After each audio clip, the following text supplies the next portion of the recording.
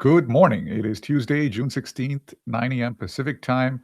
Nathan, good morning and uh, welcome to AIAM, I guess.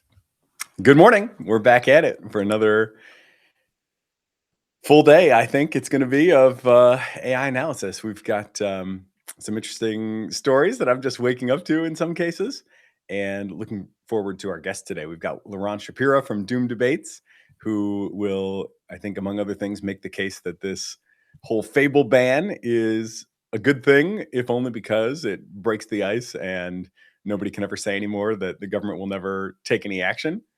Then we've got Sam Hammond, who is, I think, a incredibly interesting and often heterodox thinker and economist who has thought harder and more outside the box about what the AGI future could really look like and what it means for governments than just about anyone. So I'm very interested to get his take on who has what leverage and what, escalation dominance and all that good stuff in the USG versus Anthropic round two that we're living in right now.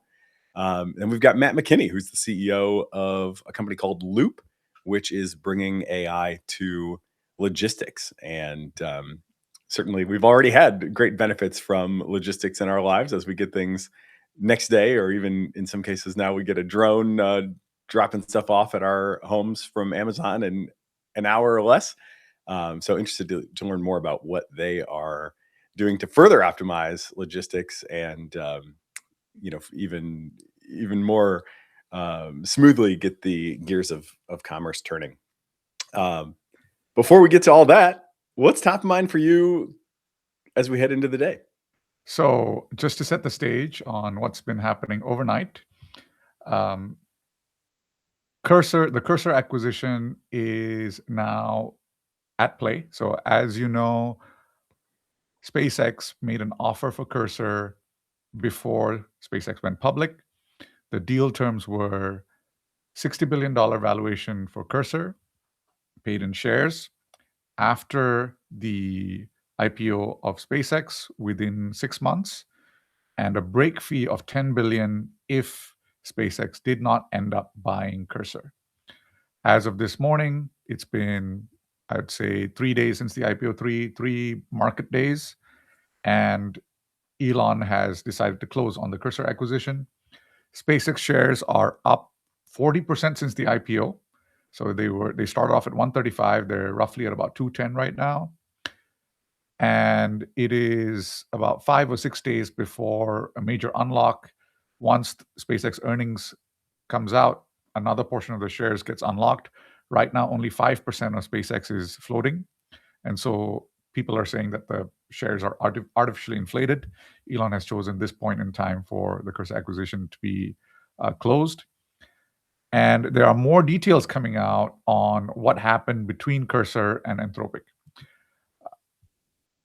Number one, Cursor made up 40 to 50% of Anthropic's revenue. Anthropic initially told Cursor that Claude Code was just a research effort. And then after they went ahead and cut off Cursor from Claude, Cursor entered this existential kind of zone where they were about to lose the company. They're about to die. And this is at this point, a decacorn about to die. And that's the point at which Michael Truel reached out to Elon and decided to go ahead with trying to figure out a way to move forward. So some of these details are shocking, are new to me. What do you think of this position that they've been in, Cursor and Anthropic and X, basically SpaceX, this three-way kind of rivalry/partnership? Yeah, what tangled webs we weave when we start to do deals in the AI space. I guess, first of all, that's a lot of their revenue. I don't know. Do we have a date on when that was? I assume that the revenue concentration now for Anthropic is way lower in Cursor than it was before. They're, with them now doing, I think the latest number is 47 billion ARR, I guess it can't be more than 5-10% of that would still Mhm. be Cursor at this point. So it's probably still material and not a customer that any business would like to lose. But it does seem like the demand for Anthropic models, and particularly if they can get Fable out of the penalty box, will be high enough that I wouldn't even really be surprised, if they totally lost Cursor as a customer, that they would just kind of, you know, in a quarter that would all be very distant memory, and my guess is the curves will continue to look great for them no matter what. So I'm guessing they don't care too much as sounds kind of crazy. I'm guessing they don't care too much about the revenue. Um, I also to be I don't know if you could tell me with confidence, like, exactly what was the nature of the shift. As far as I know, they didn't fully cut them off, but Mhm. just kind of said you can't use the Claude Max token in these other products, right? Now, there's also been, I just got an email from Anthropic yesterday, if I understand correctly, that said that they were reversing that, or I saw that on the timeline too. Um, so it seems like there may be some response to pressure there, um, which is surprising, because it seems like they've been in sort of demand destruction mode where they're just like, we just can't serve all this stuff, so we've got to find ways to prioritize, price discriminate, whatever. Let's see if we can find that, because that is pretty important, and I did have that up yesterday. So what I believe what happened with Cursor and Anthropic is that Cursor was essentially eavesdropping on the tokens that customers were generating, and eavesdropping, and then they were distilling. This is the, this is the nuts and bolts of it. They were distilling using customer tokens. And what Anthropic ended up doing was cutting them off from that process. I mean, it wasn't certain that they were eavesdropping, but the way that the tokens were being sent, they could be eavesdropped on. And Cursor was obviously had its own models, and they were doing model routing. So if the query was complex enough, they'd send it to Claude. If they could handle it, on their side, they would, handle it on their side. And so Anthropic got upset because they were distilling, and they were distilling in a way that Anthropic felt was unfair. Open Router is also passing through tokens, but Open Router did not do it in the same way. And Open Router does not have a model of its own. It's not building a model. It exists to route. So routing alone is fine. It's the routing plus having your own model and downshifting the model that starts to go into kind of gray area territory, and eavesdropping on the tokens, therefore buying basically cheap, you know, training data and distilling the models very quickly. Because when Cursor does 50% of the volume, monotonically, after a few weeks after the model is released, they start getting to kind of 80, 85, 90% of the performance of the model very quickly with the tokens that they have. So I think that was the major issue. I think somewhat of a similar issue was the OpenClaw thing. It's a little bit interconnected, but the OpenClaw thing was also overuse. The patterns of agent token use are very different from the patterns of consumer or normal human use. And OpenClaw subscriptions, Claude, which is being used on OpenClaw, is very unprofitable because people were token maxing. And so that at that point, I think Anthropic wanted to cut them off. And then now, yes, you are correct. They are reconsidering and letting people use Claude in other services as kind of an input into other products. So it's a little bit unclear where we are going forward.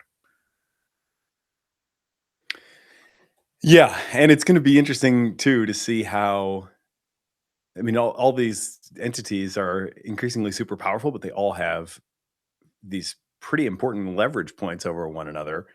And I'm not sure how this will, obviously, to say the least, we're going to have some, we should expect the unexpected in terms of how these relationships might evolve. But just to recap, right? It's like Cursor was highly dependent on Anthropic for their intelligence. Anthropic was at one point highly dependent on Cursor for their revenue. Now, Anthropic is highly dependent on SpaceX AI for compute, which also makes SpaceX AI dependent on Anthropic for revenue. But now they're also buying Cursor to get the data, a lot of the data presumably having come from, in some way, shape, or form, Anthropic, which has a policy against allowing competitors to use their models and has been pretty aggressive about it. But I haven't heard anything about the details on the level of like when XAI agreed to rent the compute to Anthropic, did they get some concession on that point that they wouldn't be cut off, or that Cursor wouldn't be cut off? This is all extremely confusing. And I guess I ultimately think maybe it's good. I'm still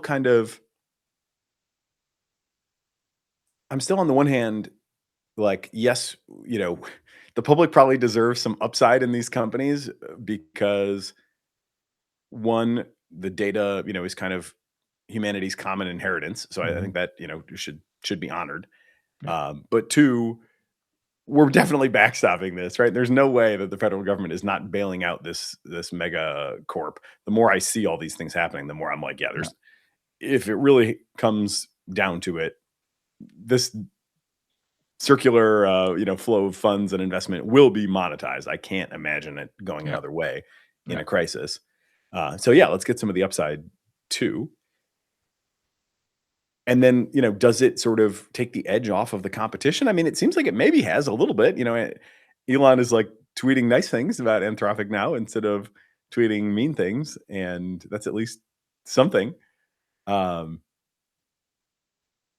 It's also just amazing how $60 billion. I mean, the dude has a really, to say the obvious, just a really remarkable ability to somehow make very expensive things seem affordable, right? I mean, to buy this company for $60 billion,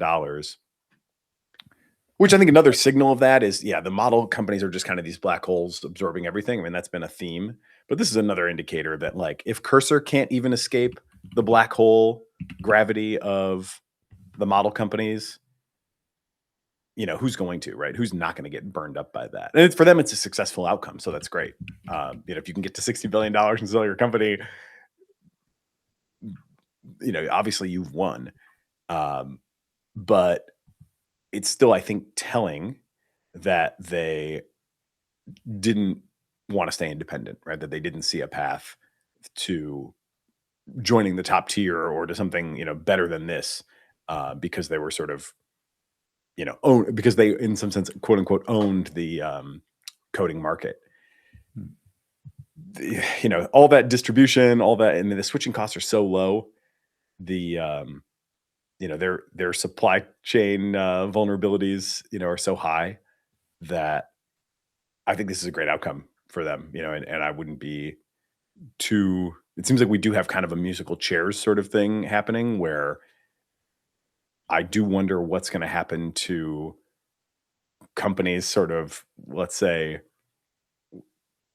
greater than 4 in any given space. If we think there's like 4, really big centers of gravity that can, dole out tens of billions of dollars a handful of times to pick up whatever coding leader they want to grab or whatever. I think this will probably happen again. We've seen a little bit of it, but my guess is it'll happen and it'll be even bigger than it has been so far in like biotech, for example. And it might happen again in material science. I think it'll probably happen in these different domains where there is enough value that that these companies will, pay up to buy their way to the front of whatever new market they're turning their attention to at any given time.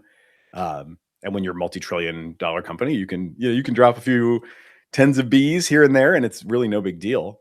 Um, but it does seem like we're gonna see this kind of crazy two-tiered outcome play out over and over again, where you'll have competition for the cursors and the um, I'm not even sure really at this point who the biotech players will be, but I think that'll happen again there, presumably. And then, what happens if you're a company 5 through a million in that space? I don't know. It's tough for me to see a way through for a lot of these guys. What do you think? I I think it's really a function of engineering talent. Cursor had some ridiculous talent. They had people from Midjourney, they had people from Google DeepMind, people from OpenAI. So they had accumulated a bunch of very high-profile technical leaders, and I think that is what is driving the entire market.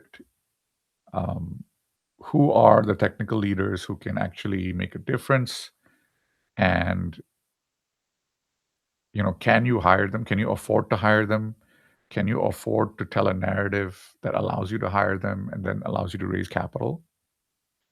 And Elon is a very good judge of technical talent. What he has shown, though, is that he is not a good manager of AI researchers. I think that's been proven over the course of the cycle. And I think it's a bunch of different things. It's the kind of metrics-based management, which doesn't work that well with AI research because sometimes you need to commit large amounts of time to do research which may not be very fruitful but is higher risk. And one of the things that I think ended up happening in XAI is that he needed to be at the frontier so quickly in order to raise capital again that he pushed the team into fast following instead of allowing them the room and space to exceed the current frontier. And in order to exceed the current frontier, you have to take risks, like research risks, and those research risks necessarily may not pay off in the short term. And I think that dynamic he was not able to manage, or you can't say he wasn't able to manage because he did make the capital window. I think the constraints that he had to make the capital window made it such that he had to manage it that way, and he did. So it's not that maybe given the time and space, maybe they will make it. Maybe the Cursor acquisition allows him to outsource his AI research team to Mike Terrell and let them run the research and gives them the breathing room to actually exceed the frontier rather than being a fast follower. So I think that's really the dynamic on the technical side, and I think that's really what drives a lot of the acquisition activity. There's another acquisition rumor right now. Tenstorrent, Jim Keller, he is a renowned chip designer, and they're in talks with Qualcomm for a $10 billion deal. 10 billion is a lot for Tenstorrent. Tenstorrent is still very early stage. But Qualcomm lost their entire AI chip team, which they bought from Nuvia. So they lost the entire team. They bought it, everyone's left. Qualcomm is mismanaged, dramatically. And so they're buying another team. And compare this to the acquisition of Grok by NVIDIA. Grok had a product and was in the third generation of chip, and they got acquired for 20. Right now, Grok is looking awfully cheap, awfully cheap for an acquisition that was less than 12 months ago, right? So the market is moving very quickly, and I think having those pools of technical talent, groups, engineering teams that are able to work together makes an enormous difference in whether your company is able to actually, get to the frontier or surpass the frontier. And I think that is being discovered right now, that it's easier to buy these teams than it is to build from scratch, because many of the CEOs of the major firms are just too big picture and they cannot manage these teams on their own. So it is what it is. Yeah, chips is another great example. I just looked up Cerebras stock. It's 45 billion market cap. And, it's again just crazy that by any previous measure, that's a massive success.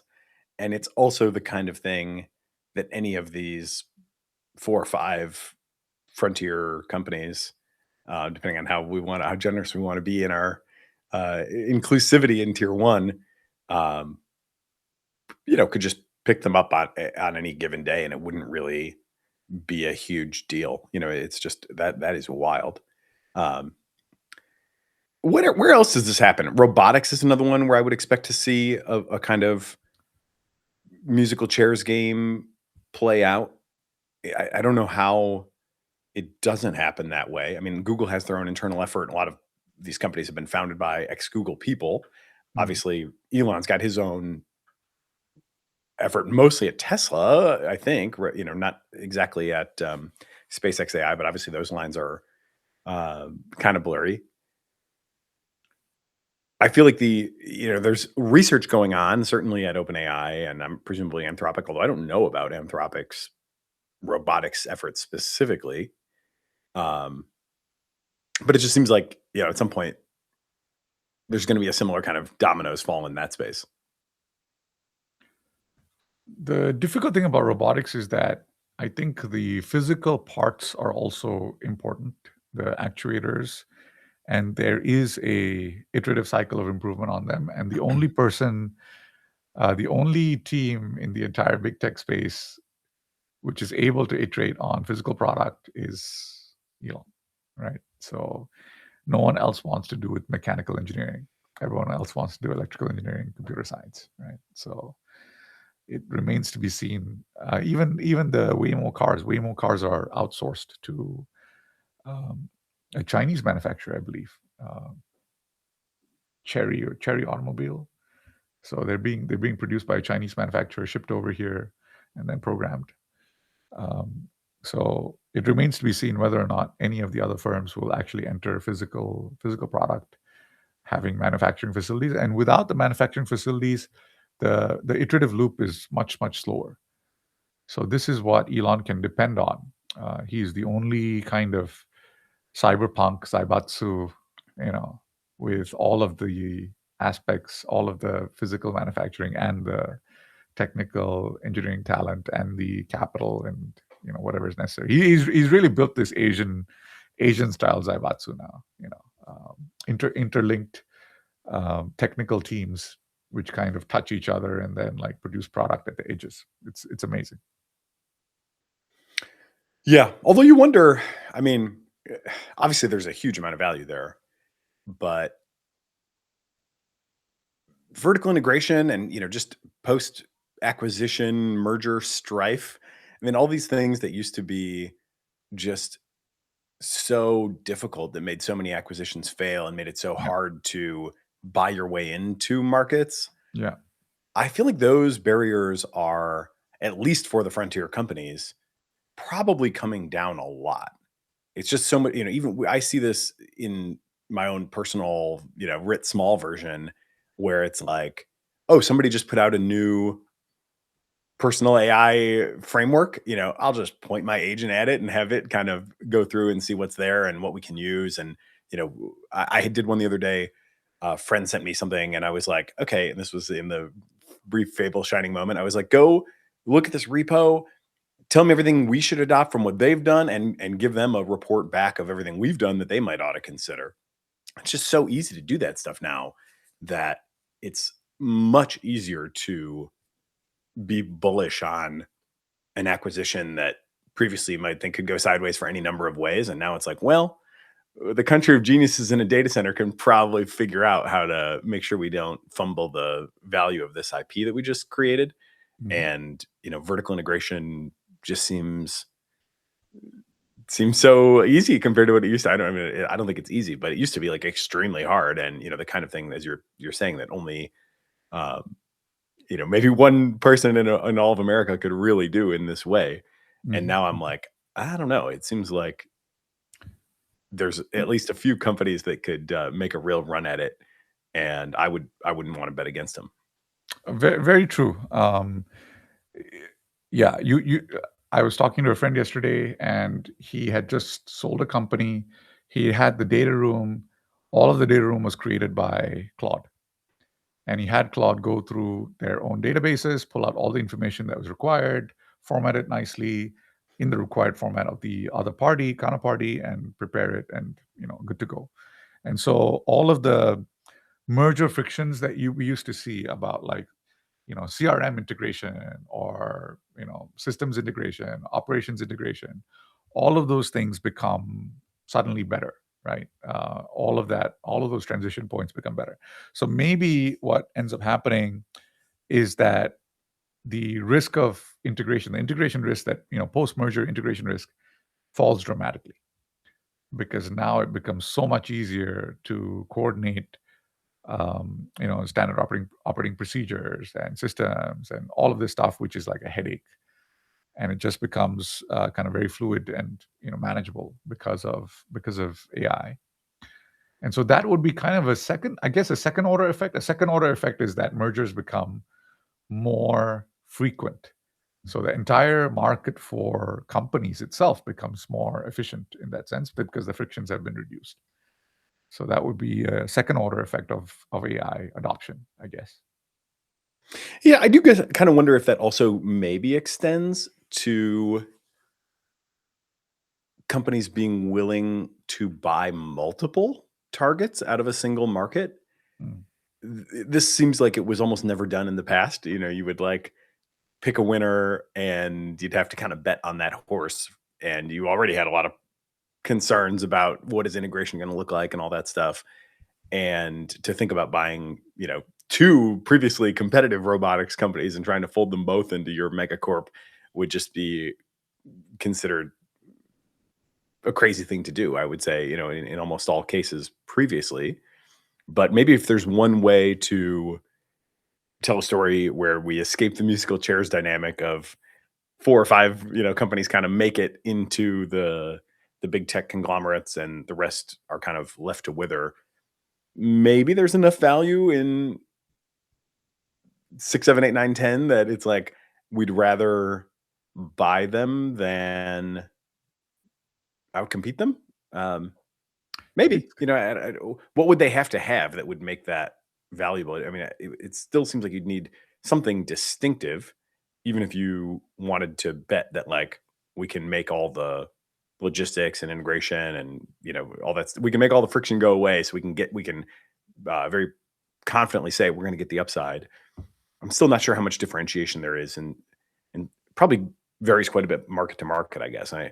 Would it make sense to buy two humanoid robot companies? That seems like a harder story to tell than maybe two bio foundation model companies, that might have like more distinctive approaches. But maybe that's just a lack of imagination for me, and as I conceive of the robot market, I don't know. It's interesting for sure.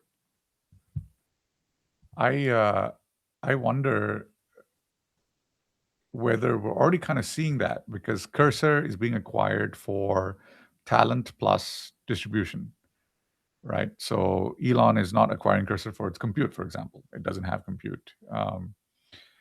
Other companies get acquired for compute, but not talent. So you might have a data center company that gets acquired, and then you just get rid of the entire team because you wanted the land, the permitting, all of the above, but it's not that interesting for you to acquire the rest of it, right? So but perhaps we are already kind of seeing that. I I have pity for people who need to compete with Elon now, because yesterday the stock price went up 10% and he made $160 billion, which is more than Warren Buffett has made in his entire career. And that's just the delta on, like, the stock price movement of 10%. So The urge for Elon right now is going to be that he's going to lever up the shares, because he's never going to sell any shares. He can't really, unless he wants to pay some taxes on it. So he's going to lever up the shares. So you're going to see kind of like, Heaven forbid. Yeah. So he's going to take like 100 billion, go to JP Morgan, and he's going to they're going to lever him up collateralize 3-to-1. So he's going to get probably about 30 billion. That 30 billion is a piece of equity, and that with that equity, he can bring in other equity. So that 30 billion allows him to go out and raise another 70 of equity, and maybe another couple of hundred of debt. So he gets off that 30, he's going to lever up again, another 300 or 400. Then he's going to go out, he's got to do something with that. So that, I think, is going to be the TerraFab. A number of these other projects where if he puts them in right now, the cash flow is not that good and the capex is large. He's going to use his own personal funds to put the capex in. Then he's going to do this kind of merger story that he did, and feed the SpaceX beast over time. So Elon with like several hundred, as I said, like SpaceX until now, total capital raise has only been about like 20 billion. And so, excluding the revenue, of course, and now he's got like 200, 300. God only knows, what he's going to be able to do that. Yeah, let's hope Mecha Hitler just remains a hallucination. On that note, perhaps a fitting transition to our first guest of the day. Liron Shapira is the host of Doom Debates, a YouTube channel where he has found quite a bit of success in bringing people from really all walks of life on to discuss how scared we should be of AI and just how high our P-dooms should be. So, Liron, I'm excited to get your take on recent events. Obviously, never a dull moment in the AI space. The thing that caught my eye most from you over the last few days was when you said, basically, I want the government to be willing to take action on AI issues so badly that even if this whole Fable ban turns out to be totally boneheaded and unjustified in some local sense, you support it, or you're at least happy to see it because it breaks the ice, and now nobody can ever tell you again that it's impossible to imagine the government doing anything. So give me the double click into that story, and then I'm sure we'll have plenty of interesting directions to go. Hey, Nate, great to be here. That's exactly right. I'm a simple man. I see AI getting paused. I feel good about breaking the Overton window. The government can do it. It's that easy, guys. This is a precedent. Overall, I'm happy. You can talk about the nuances. It was done like a clown show. It was done for bad motives. It doesn't really consider China or a treaty or anything. There's a lot of problems, but I'm really happy about smashing the Overton window, where now tech folks don't think that they're like in a bubble or they're untouchable. Like, it happened, guys, we can only go from here.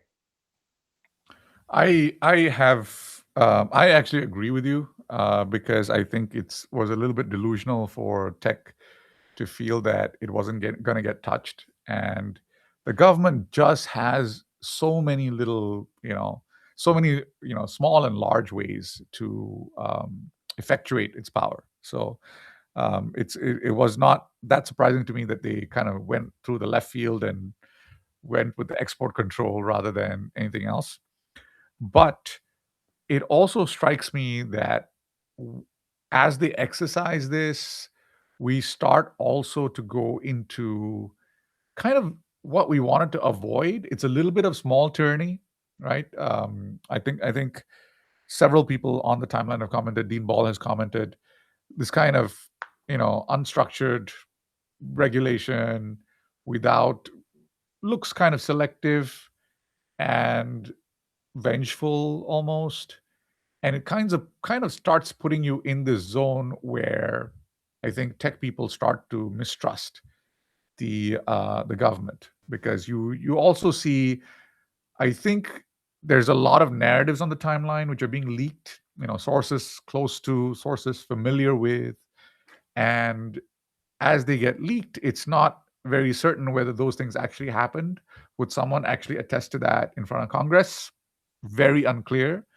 And we've also seen this kind of behavior from the administration in other affairs as well, where You have multiple conflicting narratives. It's happening with the Iran war right now, where it's not even clear to Congress what the deal is, and you have different people saying the deal is a different thing, right? So, where do you think that puts us?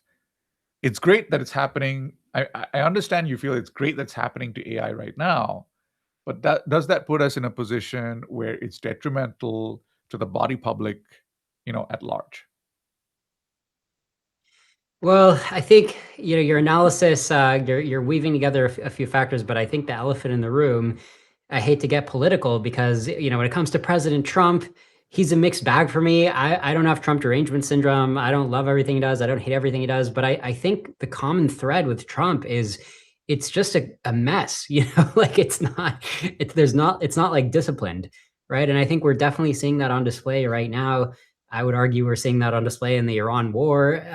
Previous administrations, there was just more pressure to have logical consistency, right? Some kind of narrative. And this is another one of those cases where you see people in his administration saying all these justifications why something happened, but then the next day it's like, oh, it happened for this reason, right? Like, oh, Dario did this, he wasn't responsive to us. That's why we're doing it. And then Anthropic's like, oh no, he was responsive to us. And it's still not clear exactly what did Fable do that was so dangerous, right? Because Anthropic is like, oh, this jailbreak is nothing special. And the Trump administration is like, oh, well, our secret source, Amazon or whatever, right? They're telling us that it is dangerous. So I hate that it's a clown show, right? I hate that this is how humanity is operating. I'll take the win that it's a pause, but like I also think it's probably time for a new administration. One thing I think you should share with folks who may not know you, I think like many people that are worried about big picture AI safety issues, your background is one of being, I would say, techno-optimist and libertarian for the most part, right? So Totally. how much are you personally missing Fable? And, what was your kind of initial impression of it that I know is superseded by your big picture analysis, but how did your first few days of Fable unfold, and how bad are your Fable withdrawals? My Fable withdrawal is not too bad because I'm not pushing it to the limit. I'm not doing hard research. My main use case for Frontier AI is Claude Code on like a regular production app that has thousands of daily users, but it's not super hard to serve. So my experience using Claude Code is actually that Opus 4.8 or even going back to Opus 4.6. If I had to go back to Opus 4.6 fast mode, I'd actually still be pretty happy. That's like my threshold of where I'm happy. So when Fable came out, they said it's more powerful, but it's slower. But typically when I give Opus 4.8 a big project, I am pretty happy with the results. I don't mind giving it a few comments and letting it work again. If anything, I would actually prefer more speed to more quality for my use case at this time, right? But then again, I'm not on the frontier of computer security. I'm not trying to do anything super novel. So I'm not experiencing withdrawal right now. Interesting. Did you notice I mean, for me, I wouldn't say it was so much coding, but in the more general purpose knowledge work type stuff that I do, I just found its outputs to be notably better.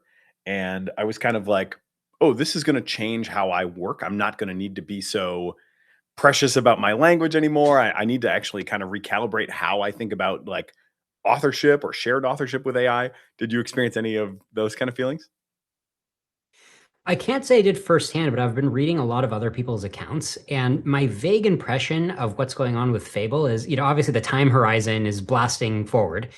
If you talked to me a few months ago, I would have said the Achilles heel of all of these AI models is robustness, right? It's like they'll do a bunch of work and they'll mostly get it right, but they'll make a few mistakes.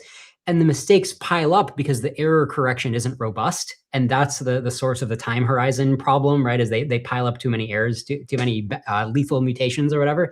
It seems like Fable subjectively has more of this meta process where it can like go back of itself and be like, oh no, let me fix this, right? So its time horizon is longer.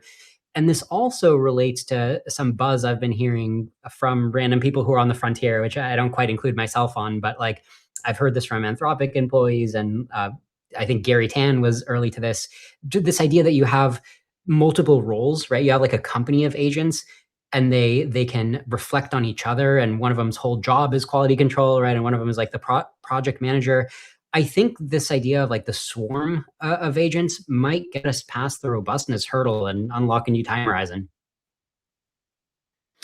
And how scary is that for you relative to your kind of big picture fears, right? I mean, you can give the briefcase for doom if we don't change course better than I can.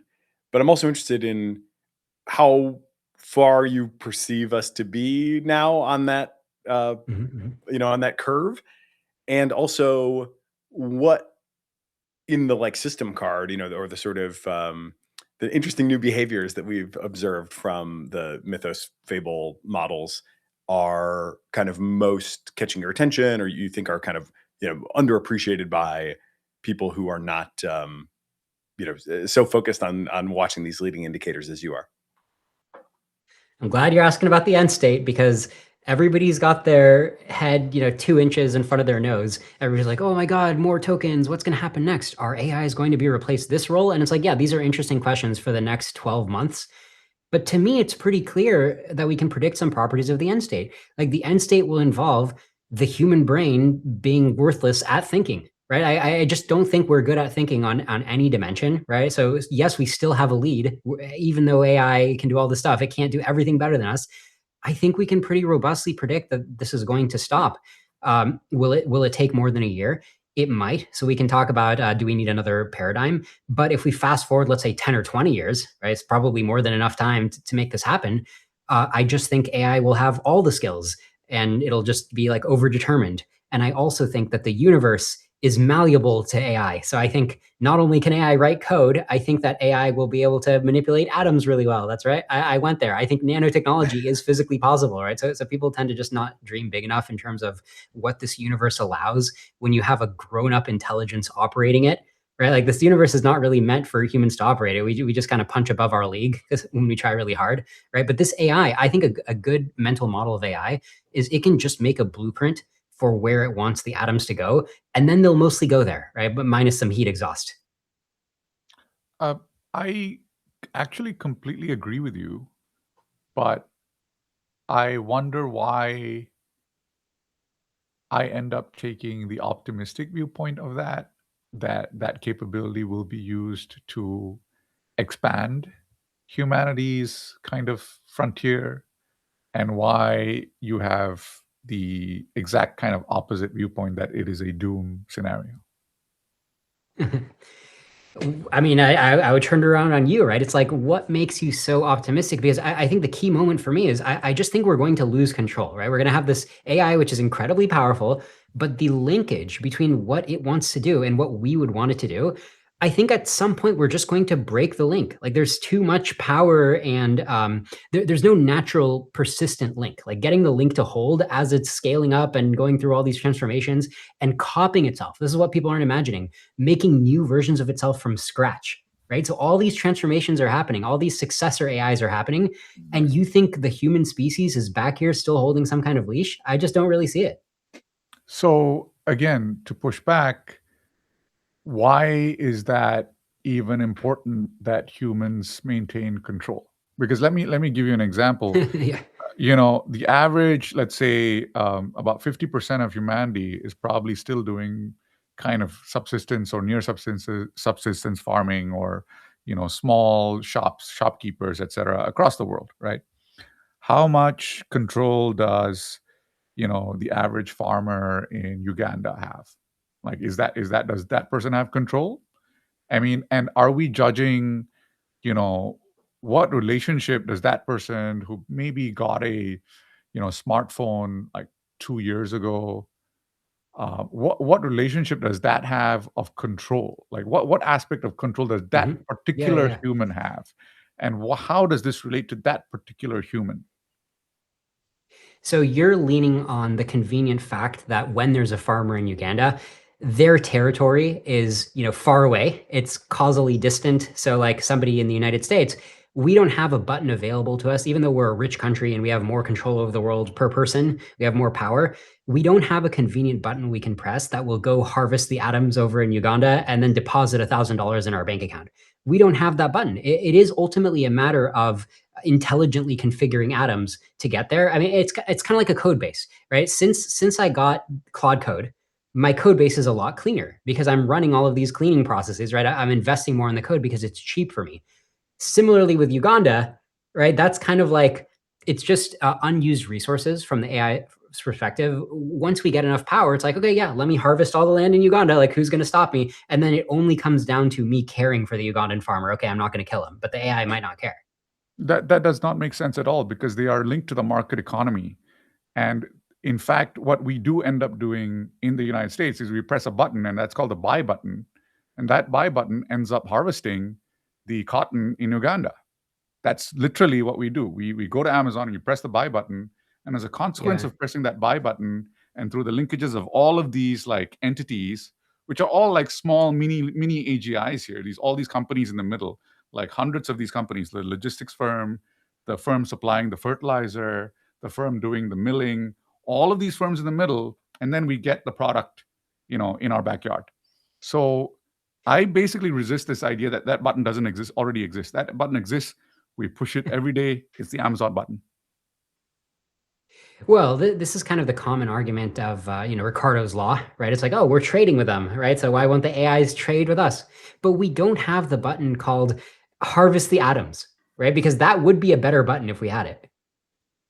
No, I'm pushing back here because you're saying that we don't have control, and you're saying that these AIs will have that control, and we're like right now humanity does not have that control. I'm saying humanity already has that control on that particular farmer in Uganda through the market economy, and Oh, this does not really differ whether you replace the market economy with a buyer who happens to be an AI. It's basically the same, right? I think you may not be realizing how many preconditions are necessary in order for a market to be the relationship that emerges, right? Because we as humans, we're like you said, we're used to being in this kind of market trading relationship with other humans. Yeah. But you might also note we're not in a market trading relationship with the other animals. Cows, we don't really let them buy turf. We kind of decide where the cow's going to live, right? So I think you might end up with that kind of relationship with AI versus human in terms of the power differential. So this is a question of control, right? It's a question of like, do humans lose control to AI? And I was pointing out that that particular human in Uganda does not have much control anyway. And there's no real control loss in that sense. So I just don't see how like 50% of the global economy consists of basically farmers who are trading. And I just don't see how much control they have to lose. And I don't see why this matters to them at all. I think it matters to like, let's say the leadership at like a big tech firm. Yes, it definitely matters to them because they have control over the tech sphere. I don't see how this matters to most of the global economy or most humans in general, actually. Well, so you're basically asking what's the discontinuity or the disanalogy, right, between the farmer today and that specific farmer after superintelligence. Yes. So very simply, it's the benefit of harvesting their resource or destroying their resource will exceed the cost. So like right now, why don't I personally take the farm besides caring about it? Why doesn't the US take over Uganda? It's just not high value to us, right, to take over that land. We think that our intellectual property and what we can build here in the US is already much more interesting. And also, we believe in moral rights. That's a factor too, right? Sovereignty. But from the AI's perspective, I mean, you can also think about side effects, right? Let's say the AI wants to turn the planet into a factory to produce probes, right? So it can participate in the land grab across the galaxy, across the universe. Okay, so if you're building probes, Eliezer Yudkowsky pointed out, you want to run the Earth really hot, right? So that's your preferred temperature, and the oceans will probably boil away. As long as you can radiate away the heat, the temperature is good. But that's going to be a higher temperature than humans can live in open air, right? So suddenly you can't just be chilling as a human. It really is up to the AI to decide who gets to live where. So there's a couple parts of that story that I think people just have extremely different intuitions about. One, and even including in the camp of people who are very worried that we're going to end up in a bad outcome. One is like, how long does it take? There's sort of the fast takeoff boom scenario where we all drop dead suddenly, and then there's the kind of gradual disempowerment vision where this maybe happens over maybe not a super long period of time, but through a bunch of locally sensible decisions that, I guess we should let AI run our company now because it is going to probably do a better job than we are.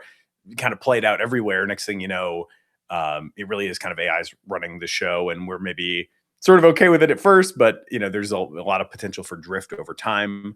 Of course, there's also the question of like, should we be optimistic that we have kind of put Claude or whatever into the benevolent basin that it might just kind of stay in, or are there a lot of ways that it's going to inevitably roll out of the benevolent basin into some other even lower point in its loss landscape that we're not going to be so happy with? We don't have time probably for your full arguments on all those points, but maybe at least tell us where you are on a couple of those big questions, and then use that to then sketch out. We now have Anthropic and OpenAI saying that they're at least open-minded to some sort of coordinated slowdown, right? Not like the one they just got, handed to them by the Trump administration. Yeah. They don't want that kind of haphazard pause button, but they're into something, or they're at least open to something. And now that of course leaves us with the question of like, well, what should that look like, right? I mean, what exactly are we pausing? What exactly are we banning? And there, I actually don't know too much about your position in terms of, concretely, what should be stopped, what should be slowed, what should have limits, what limits should maybe escalate or even be reduced. I know there's been proposals for like reducing compute limits over time.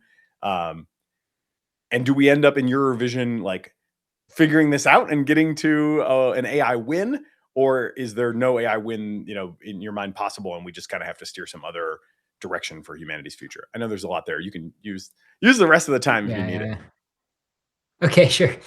Okay, so my worldview, my outlook right now, it's what I call the Icarus graph. I feel like nobody gets this, right? Everybody's like, no, I think the world is good. It's going to go this way. And some people are like, no, we're terrible. In shitification, right? It's going to go this way.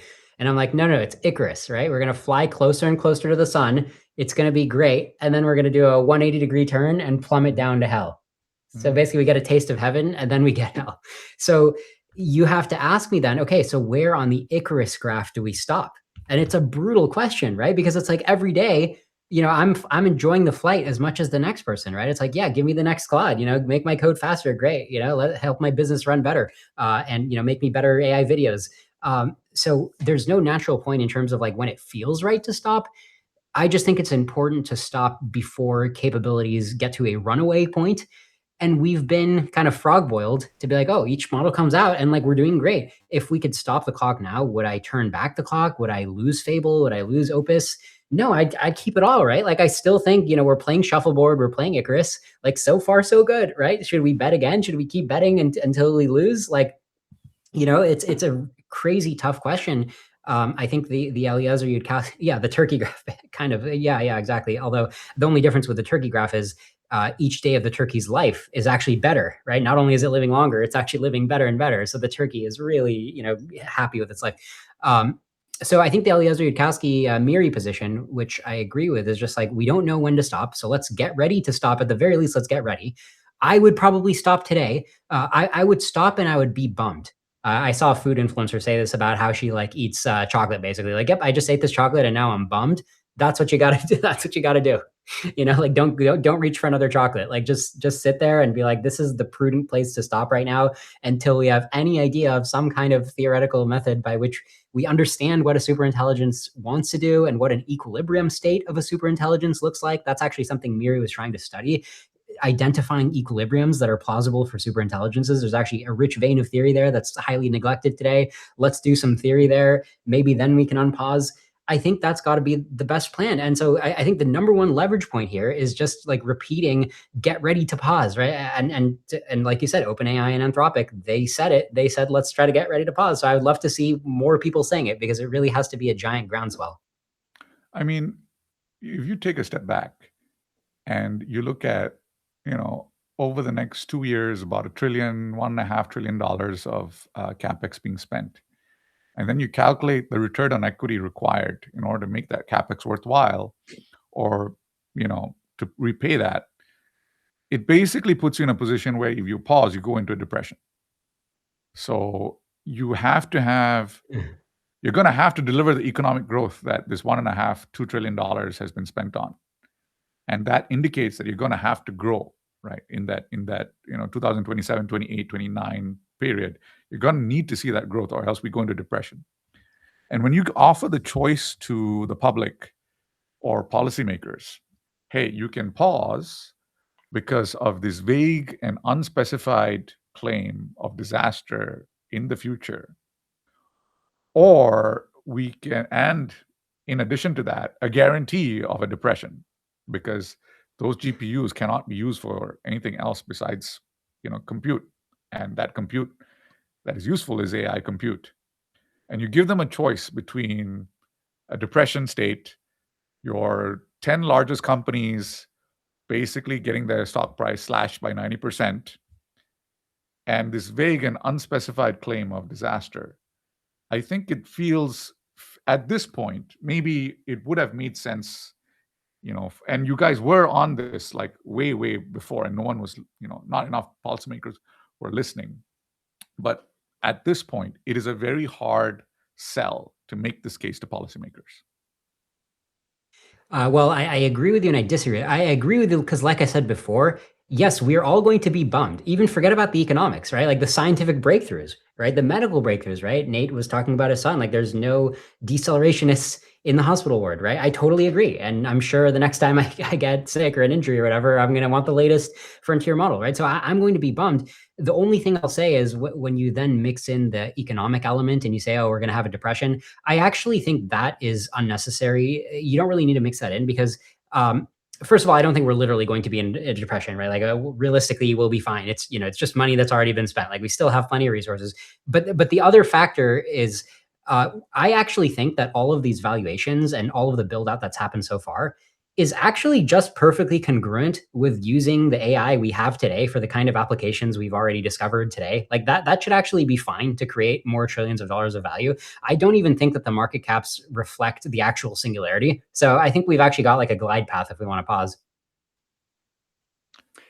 Do you think that we could localize the pause a little bit more to, for example, some sort of operationalizable ban on recursive self-improvement?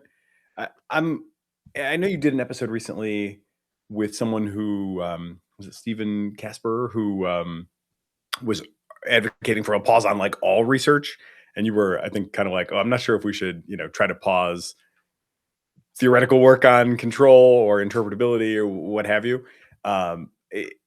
And you're also saying like we can just run the inference. So I think that's a key thing to keep front and center. Is my understanding your proposal does not call for a shutdown of ChatGPT as it exists today. How narrow, like if there's a Pareto curve on the pause frontier, how much value of a pause can we get with how narrow of a pause in your mind? I mean, the vaguely, I would say frontier AI capabilities, right? But it's like if you'd asked me 3 years ago, I'd have been like, oh, might as well pause now. It's prudent to pause now. But then we kind of gambled and won. So from my perspective, we keep playing shuffleboard, right? We keep doing Icarus. We keep going higher and winning, kind of. But we're also getting closer and closer to the point of no return. So even though if it feels like we're winning now, we're also killing our ability to pause because we're so close to the point of no return. The last breakthrough, where after that, the AI takes over the research, and then we're really screwed.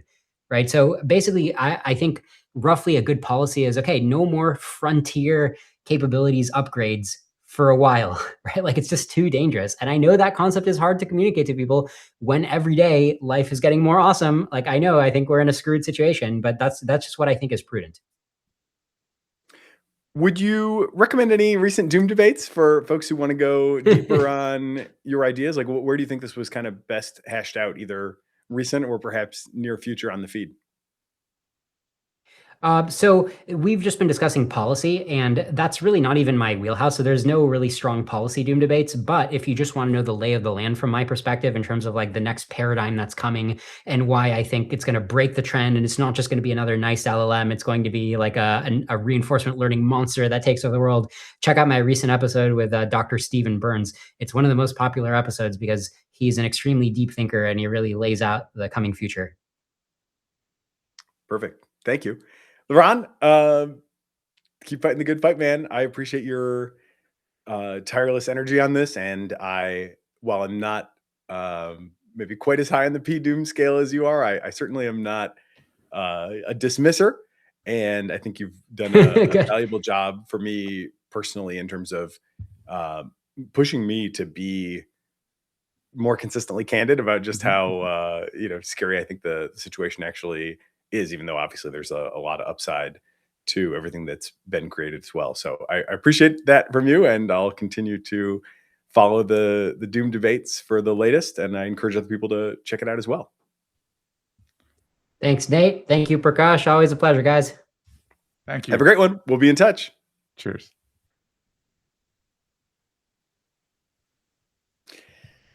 All right. Well, hello. Next up, Sam Hammond. I think he's a returning guest. Folks probably know the basics on him. Is there any way to summarize Sam Hammond in basic terms? Galaxy brain thinker, willing to take on anything from the power dynamics between sufficiently advanced AI companies and the sovereign state, all the way to more recently the possibility of AI consciousness. So range is incredible, and ideas are always provocative. Welcome. Thanks, guys. Thank you. And let's make some good clips. Yeah, here we go. You're speaking for Prakash's language there. He's our clip master, with obviously a lot of AI help. Okay, we're in this Fable moment. Fable is banned. How would you, and you've written very interesting and provocative things, as I alluded to, around like, at some point, these companies could become powerful enough to really challenge the state. Mm-hmm. Doesn't seem like we're there yet. Or maybe Dario's just playing like a very conservative sort of patient strategy. How would you handicap the power that each side has in this current standoff? Like, what does the leverage look like? Why do you think we're seeing the strategy from Anthropic that we are? What would it look like for them to, potentially try to play some sort of hardball?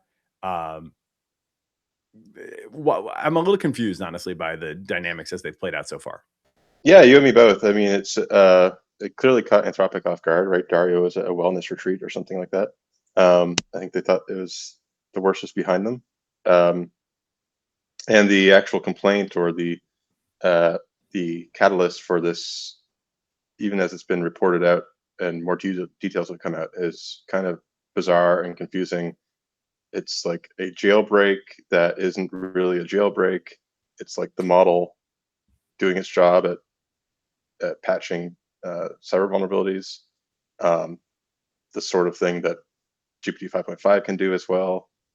So it looked at first like to me that it was purely a punitive thing. This was round 2 of Hegseth's war on Anthropic. Now, as the details have come out, it seems more like it was a weird kind of miscommunication from the team at Amazon to try to get in touch with Dario, couldn't, what called Besant directly, apparently. And I think part of this is also the overlay of the ONDC executive order on cyber, the 30-day review period, where, at least in retrospect, it seems like a lot of the safety classifiers that Fable had that people were complaining about were partly, and this is me sort of speculating, concessions to the NSA and to the White House to say, if we're going to release this model, we got to make sure that the cyber vulnerability elicitation capabilities are not widely available, and that we don't let China, which has tons of remote access to our models, use it to bootstrap their own ecosystem. So that at least to me, it's helped to sort of backfill the mystery around like the intensity of the safety classifiers on Fable, and especially the sort of suppressed clandestine suppression of AI R&D. So, but like on the surface level, it looks like Anthropic was bending over backwards to get that model out. But I think it, when the dust settles, we'll look back at this as like the first trigger of that executive order and the wielding of that 30-day review period to pull back. Unfortunately, I think they've gone with this export control as the enforcement, partly because it's the easiest thing on the table. And, BIS has like pretty broad authority, including over software export controls. But the speed at which it happened, the lack of like forewarning, and the ultimate rationale make very little sense to me, and also don't really point to what the off ramp is, right? Because if the off ramp is you have to fix jailbreaks as an issue, that's not going to happen. And so my sense is like the Anthropic team that came to town, they brought Nicholas Carlini and some other more technical folks to brief the government. It was partly just like getting them up to speed on like, sorry, maybe we scared you too much with Mythos, but like here's the reality on the ground and like what's actually technically feasible. So let me take a step back and let's not look at what has happened, because it's in a haze of like it's a fog of war. What do you think realistically the government can do, given that inside the government and government related entities, you have systems which are 20, 30 years, 40 years old. You have these older systems. It costs the government a lot of money to do IT work, right? Like a typical, I think healthcare.gov cost them like $1 billion, or some billion or 10 billion, some insane amount of money was spent on healthcare.gov. And a lot of it on consultants to kind of migrate data and like regularize database tables and normalize all of these things, like very, very basic work, right? So, and it takes them a lot of time too, because they have all of this like procurement policies about like what they can procure and how they can procure it. So when you have a government that moves at this kind of like speed of like, IT work that takes, years and decades to do, and then you have exposure, these models starting to expose gaps like every month, every 2 months, 3 months, week. And what the government is really asking for is kind of like this kind of breathing room in order to do what it needs to kind of, secure its systems. But the companies are releasing these things, and at such a pace, there's no way that the government can keep, can fulfill its obligations to the public on how secure these systems should be in the time frame that is given by the advance of frontier technology. Like, and the frontier labs are just pointing out that if they don't do it in 12 months, open source will do it anyway. Yeah. What policy options does the government have? Like, how can the government actually move forward into this new world? Like, what should policy look like? Yeah, I mean, backing up a bit, Anthropic sort of pioneered with Project Glasswing this model of differential access, and is now in some ways being punished for it. The government procurement issues are kind of manifold. We put out a piece arguing that we need a more durable pathway, one not rooted just in a executive order that flows through a spy agency, but one that is led by the civilian agencies, potentially through GSA or OMB, to have some kind of fast track, some kind of authority to operate essentially across government, so that when models get released, they can be deployed like the same day.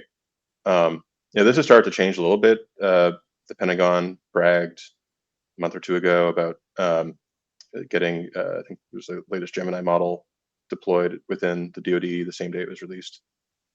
So we can move quickly, but in my experience, I've talked to folks earlier this year, maybe in January or so, from NSA, an analyst at NSA who said, I'm not sure if he was allowed to tell me this, but that they were using Sonnet 3.5, 25K context. And it's like, we can't have the most important organs of government being using models that are a year old, because a year old will look exponentially backwards a year from now. So, I think we need a more permanent pathway for deploying these models. It also help to just, invest in basic state capacity. Right now, Casey, the Center for AI Standards Innovation at Department of Commerce, which is supposed to be the U.S. government's sort of frontline in-house capacity for everything from AI evals and benchmarks to things like prompt injection, jailbreaking research. Like, they have ML engineers on staff. They've been on total lockdown. This has been reported out by the Wall Street Journal and validated by others. They're not allowed to take meetings. They're not allowed to publish their research. Apparently, they have significant publications sort of on standby, including evaluations of Chinese models that would be interesting to the public. But they've been basically frozen. And so you have instead, the Office of National Cyber Director and Secretary Bessent and folks who have, very limited AI background calling shots. And a lot of these things require actual technical knowledge. Even if you get a briefing, you need someone trusted to be able to sort fact from fiction and make sure that the companies aren't talking their own book and things like this.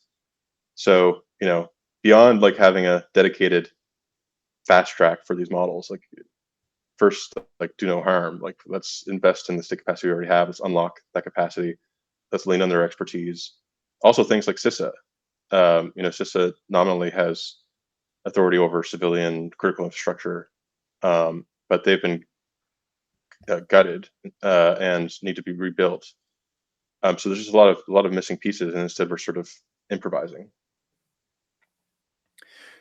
So I guess I have the same question for Casey as I have for Anthropic.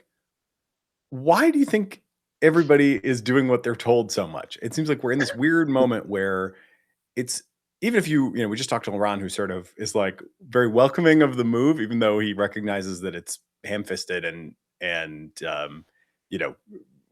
far worse than even second best, right? And yet we're not seeing, whatever research is ready to go, we're not seeing it leaked. I'm kind of surprised, if there's research that's of interest to the public and people, people that went to work at this government agency, generally speaking, could have taken a lot more money in the private sector, right? I assume a lot of them have got to be pretty pissed at this point that I came to do this public service and now you're just screwing with us for no good reason at all. But apparently going to put this into some classified territory, which I'm not hearing really any voices say that sounds like a great idea other than the people doing it. And yet, so far nothing is leaked, and we haven't even seen the letter, that the government sent to Anthropic. The longer this goes on, the more it feels to me like an OpenAI board scenario where it's you've got to have an explanation at some point, or it's going to become clear that you don't have a good reason for what you're doing, and the world is going to kind of judge it that way. But the parties most directly affected are being incredibly docile. Yeah. Do you think that they just don't have any other options, or do they have some faith that I'm long since lost, that the Trump admin's gonna clean up its mess? How do you account for that? I'm very confused. I am too. It reminds me of the Joe Weisenthal joke about American culture. It really depends if you can save face. We have this face saving. And in the administration, they've clearly pulled the trigger pretty quickly on this. Still not clear if it was Karen Cross at ONCD or if it was Bessent or someone in the White House. But whoever did, it was a pretty unilateral, fast-moving decision. It was also reported that in these these follow-up talks with Anthropic, that Trump instructed Lutnick to be more involved. Lutnick has generally been a champion of Casey. Obviously, he oversees BIS and is the one who issued the control, but I don't think it was his decision to issue the control. So, we need this is what I meant by off ramp. If it's sort of like the Iran Strait of Hormuz negotiation. If if your demand is technically infeasible, you need to sort of walk it back and understand the issue. But no one wants to say mea culpa. And the more this goes on, the more things come out that suggest it was strictly ideological. That there's sort of reporting about, Anthropic just doesn't speak Trump's language, that the security expert they had to come in to review the report, was woke or too DEI for their Had pink taste. hair. Yeah, pink hair. This is why it's like, I think, incumbent that we have something, that Congress actually use its voice. We need, for rule of law sake at least, to have a process that tries to achieve some of these similar ends, but is more transparent, more prospective, that has opportunities for appeal. Because right now it's either the worst case scenario is the Schmittian, rewarding friends and punishing enemies, which is not great precedent. At best, it's like a confusion given lack of technical expertise and a false sense of urgency. But in either scenario, having this be all done in the shadows is like far from ideal. It makes it really hard for us on the outside to know what the heck's going on. So one thing I wanted to, I have a viewpoint that yes, there are parts of the Republican like ideology or party or Trump that caused this, but at the same time, if you had a Democratic administration, there would have been some other sticking point for some other AI firm that would have also, because as the AI firms gain power, they start to take on power that in some cases starts to antagonize or supersede or argue with the state or critique the state. And so I have this viewpoint that it's a little bit unavoidable that if not this rut, there will be some other pothole in the I road. 100% agree. And so how do you think the state and these AI labs can actually collaborate? Like, let's say we have this falling out now, and then they figure out a way for collaboration. What does that collaboration look like going forward? Yeah, I mean, in some ways, we're in the good timeline for this. I've written before that superintelligence is a direct challenge to the sovereign.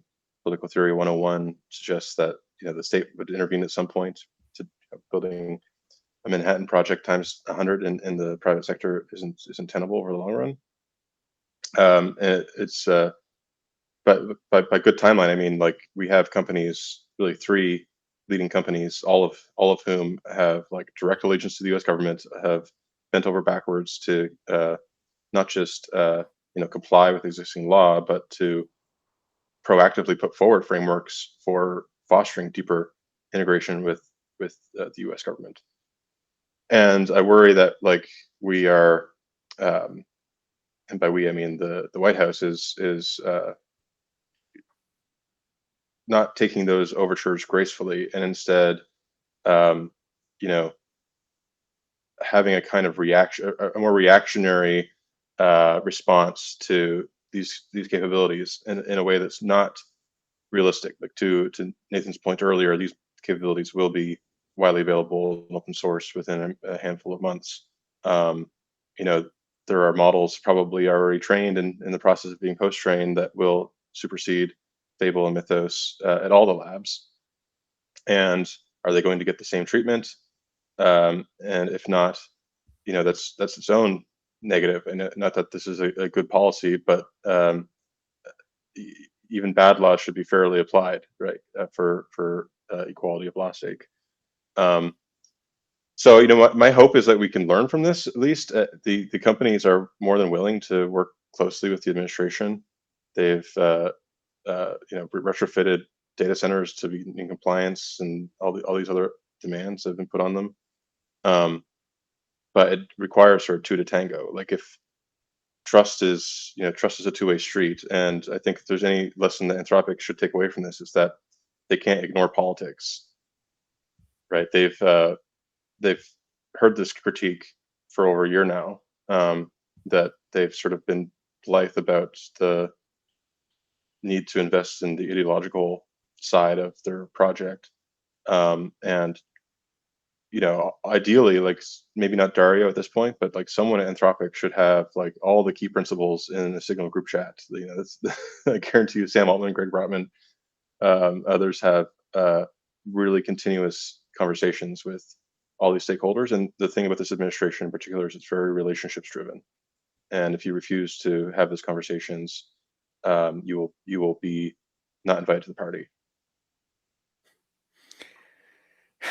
I increasingly feel like we may be in a simulation, and if this is in fact a entertainment device for some higher level of civilization, it's like so painfully clear what the plot is, and it's such a strange juxtaposition of this incredible technology and these like trillion-dollar build outs and these sort of prime forces that we're unlocking, and then the pettiness of human relationships being layered on top of that to make a mess of the whole situation over and over again is just so painful to me. I can't read the fine print on your shirt, but it might be a t-shirt from the recent weekend workshop that I believe you attended with David Duvenot and other big thinkers about risks of gradual disempowerment and what post-AGI civilizational equilibrium might look like. What were the best ideas that you heard there if we sort of abstract away from the fact that Sam and Dario can't hold hands and that one is too woke and the other's Trump's biggest donor and that kind of local nonsense? What were the best ideas for like big picture stable equilibria that we might aspire to reach? Oh, great question. I mean, there were many ideas. Not sure all of them were totally good or stable. And obviously people's timelines varied widely. We heard, not sure what was actually on the record or off the record, so I won't name names, but ranged from a proposal for having a layer between the earthbound civilization and the galactic empire that we'll have by the early 2030s, so that we don't intervene on each other, to like better multi-agent alignment research, and sort of everything in between. My perspective on this, I gave a talk that, since I gave it, I guess I wanted to share it, was sort of on moving beyond the 20th century regulatory state. I like to think of the 20th century regulatory state as sort of the good old-fashioned AI of regulation. It's algebraic, symbolic, formally verifiable, but also kind of brittle and narrow. And what we need to move towards is something more like the generative state, the state that's grown, not designed, and trying to recast policy in terms of, like, instead of statutes and codes of regulations, like classifiers and hyperparameters, setting outcomes and performance benchmarks and letting a process sort of hill climb on it rather than try to understand everything ex ante. And I think increasingly that's going to be needed, as we get, like, deploy agents into government, for instance. We could potentially have, unprecedented insight into how government actually works. We could set, basically KPIs for certain outcomes and have models basically fit the curve to those outcomes. It also gives us, what I worry about in particular in terms of like concentration of power is like the relative power of the executive branch vis-a-vis Congress and the judiciary. And one solution to that could be something like a Inspector General GPT. Once you have basically most of the government running through agents where they have full audit trails, chain of thought, you could potentially have like a pipeline to a automated oversight system that could like generate reports directly to Congress on demand, and would be difficult to turn off because you would notice. So I came away somewhat hopeful. I think there, remember a couple of years ago there was lots of discussion about like AI bias and things like this, and I think there's like a version of that that's very model focused. Like how is the model biased because of garbage in, garbage out, or existing structural inequities in the data. And then there's also just the fact that like humans are super biased, and if you can replace a human with something that you can benchmark as provably neutral, or at least more neutral than the alternative, you could end up using agentic AI in particular as a force multiplier for like rule of law and consistency in government. So the question that I had on that is that kind of efficiency that gets created by using AI in government actually already a form of loss of control? And to put it more concretely, perhaps policymakers and politicians are like given the task of squaring the circle. So, for example, when you have, let's say, the Biden administration and they had like a $40 billion plan for rural, broadband, Hmm. and that rural broadband, they could have used SpaceX, but they didn't. They forced it down to a wired broadband in all these communities. To what extent was that actually a job creation or kind of a handout to partners, which that kind of policy like framework was created so that you have this kind of you know part of the policy was actually the handout. It wasn't just rural broadband. Part of the policy was job creation and the Yeah. handout, but it was whitewashed under this kind of banner of the rural broadband. And if you give this kind of efficiency to government and inspector general, et cetera, this AI that kind of enforces things, that actually reduces the space of action that is available to the policymakers to kind of square this circle. So, in that sense, this kind of more efficient AI government is also a loss of power, a loss of control in government. Yeah. It's like if Robin Hanson were here, he'd say rural broadband policy is not about rural broadband.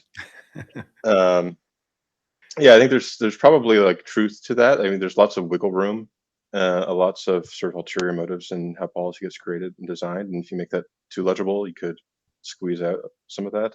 I'm not as concerned about that. I'm more concerned about government basically keeping up and not being sort of displaced by much faster moving systems in the private sector. And there, like you could, I tend to think of this as having like two equilibrium. There's the equilibrium where government goes the way of Blockbuster and gets completely swamped by Netflix, and simply sort of becomes like a rump state around the nuclear arsenal or something like that.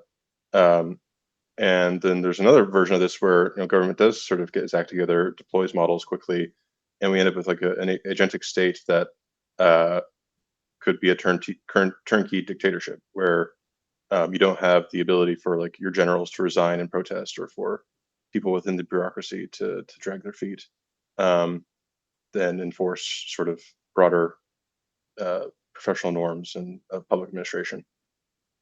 And so this is like, I think, the balancing act we need to be thinking about more so. It's like, yes, you may like squeeze out some forms of horse trading that are like behind the scenes, but it's the knife edge we're walking along is one where either the government just ceases to have a meaningful traction over how things are actually governed, or one where it has essentially infinite traction because, or at least the person at the top has infinite traction because everyone can move and all the agents can move in synchrony.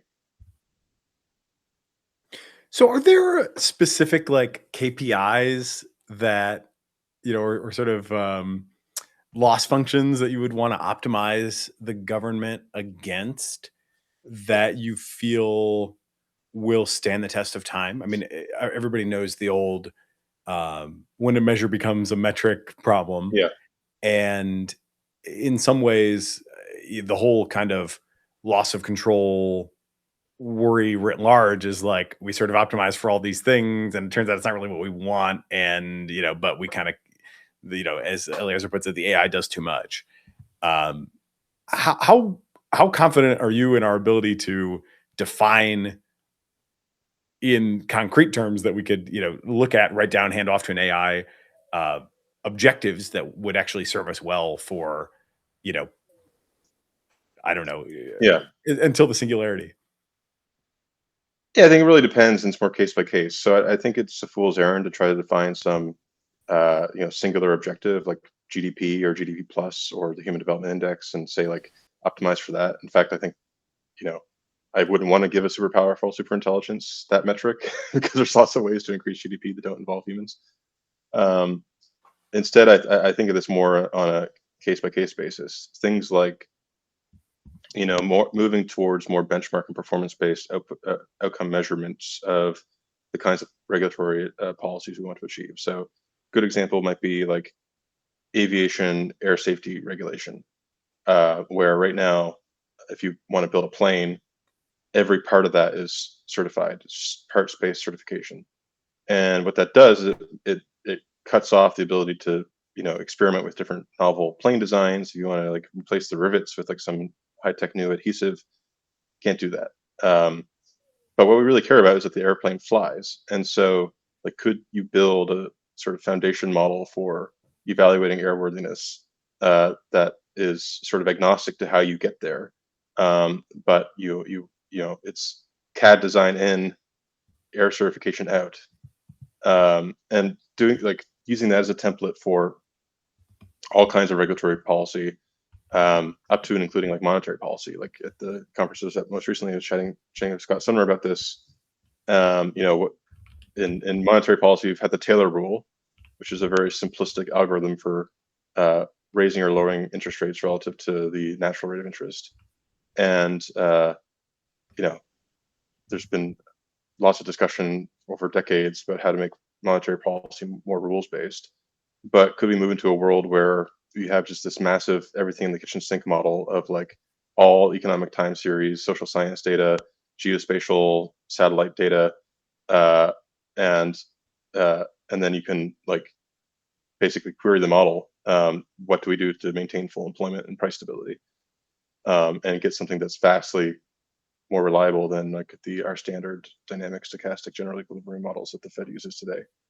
So I think there's just like this tons of low-hanging fruit before we even get to the world of like total handoff. And in fact, that's like the world I would say we should get to last. If anything needs a human in the loop, it should be like the head of state, and at least so that things don't completely run away from us. Did you see, last one, because we're a little over time already, but did you see the clip from Jack Clark that I think just came out yesterday where he's being interviewed and the discussion turns to how difficult it might be to coordinate with China? And then there's sort of a surprising moment of agreement where he agrees with one of the hosts that like, well, actually, the state really has a vested interest in long-term stability and coherence. Yeah. And so I think it might be easier to work with other states than to have companies work together. What was your surprise level on that? What's your take on that? And as the more you sort of see the technology develop and try to look for these sort of possible target equilibria, are you becoming more bullish on our ability to establish the equilibria that we need, or less optimistic over time? I think he's basically right. Like corporate entities have a fiduciary duty, and just a sort of meta norm where they have to compete with their competitors. And that's not really true of nation states. So we talk about nation states as being in competition. But Paul Krugman has this famous essay, The Myth of Competitiveness. Like countries are not actually firms. We don't rise when our competitor falls. And so in addition to having this longer horizon view of the world and sort of a insurer of last resort obligation to not, to keep everyone from revolting, governments are also potentially much more aligned in terms of like discovering positive sum, Pareto improving kinds of agreements in ways that in some cases the companies can't even do for antitrust reasons. At the same time, I think a lot of Jack's views on that are probably colored from, being Anthropic and their primary competitor being OpenAI, and the interpersonal and other historical reasons why they've had difficulty collaborating. Yeah, again, the plot is such a painful one to be reminded of all the time. Thank you for joining us. I would have loved to give you a chance to talk a little bit about your views on why we should take AI consciousness seriously as a possibility, but those are evergreen. I'll be back. Yeah, we'll refer people for your recent write-up to Second Best, the Substack. And I do appreciate you for entering into that discourse because, like so many things, it would be easy to neglect and easy to write off. And I certainly am, still very agnostic as to what is going on there. But I do think it's the kind of thing that as much as we have full plates, with all these daily breaking news items, we should not get too myopic and fail to consider these like really big picture existential stakes questions, not only for our own benefit but potentially for the benefit of the minds we're creating. So I do think that is a very valuable and noble contribution, and appreciate you for finding the time to zoom out and consider it. Thanks. Any other thoughts you want to leave us with before we break? No, it's great to be on. Good to see you. Likewise. Have a great day. We'll be in touch. Later. Thanks, Sam. All right. We're running a couple minutes behind. Let's keep moving.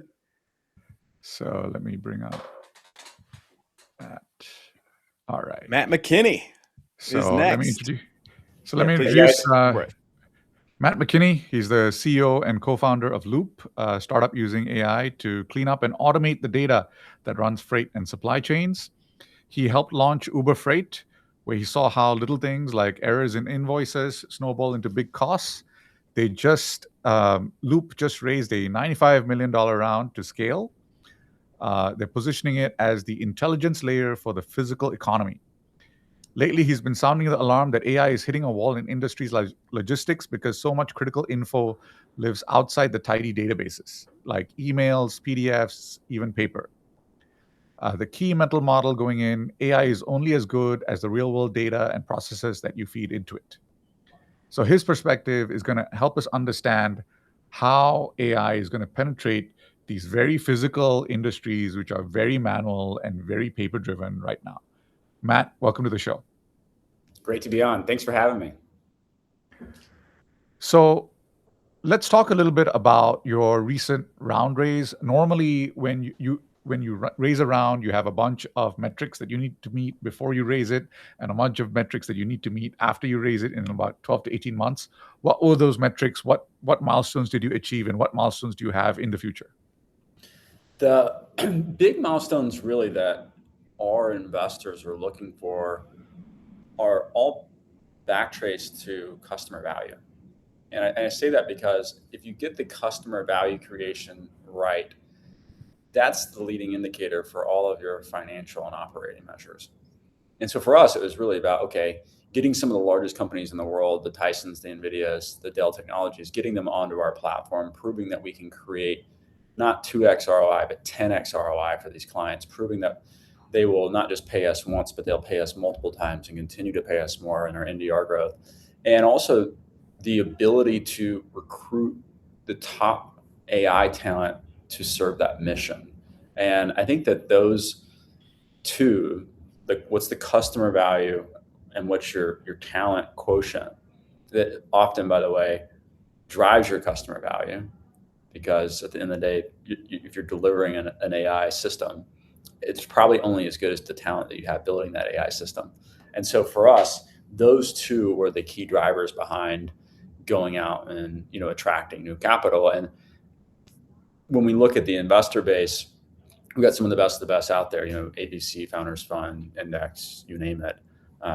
Valor came on board, and they saw a lot of opportunity. I think given their exposure to XAI via SpaceX now, that the data that Loop is acquiring in the actual physical economy is going to be some of the most valuable data over the next multiple decades, because that data, literally 60% of supply chain data is offline. It's dark data.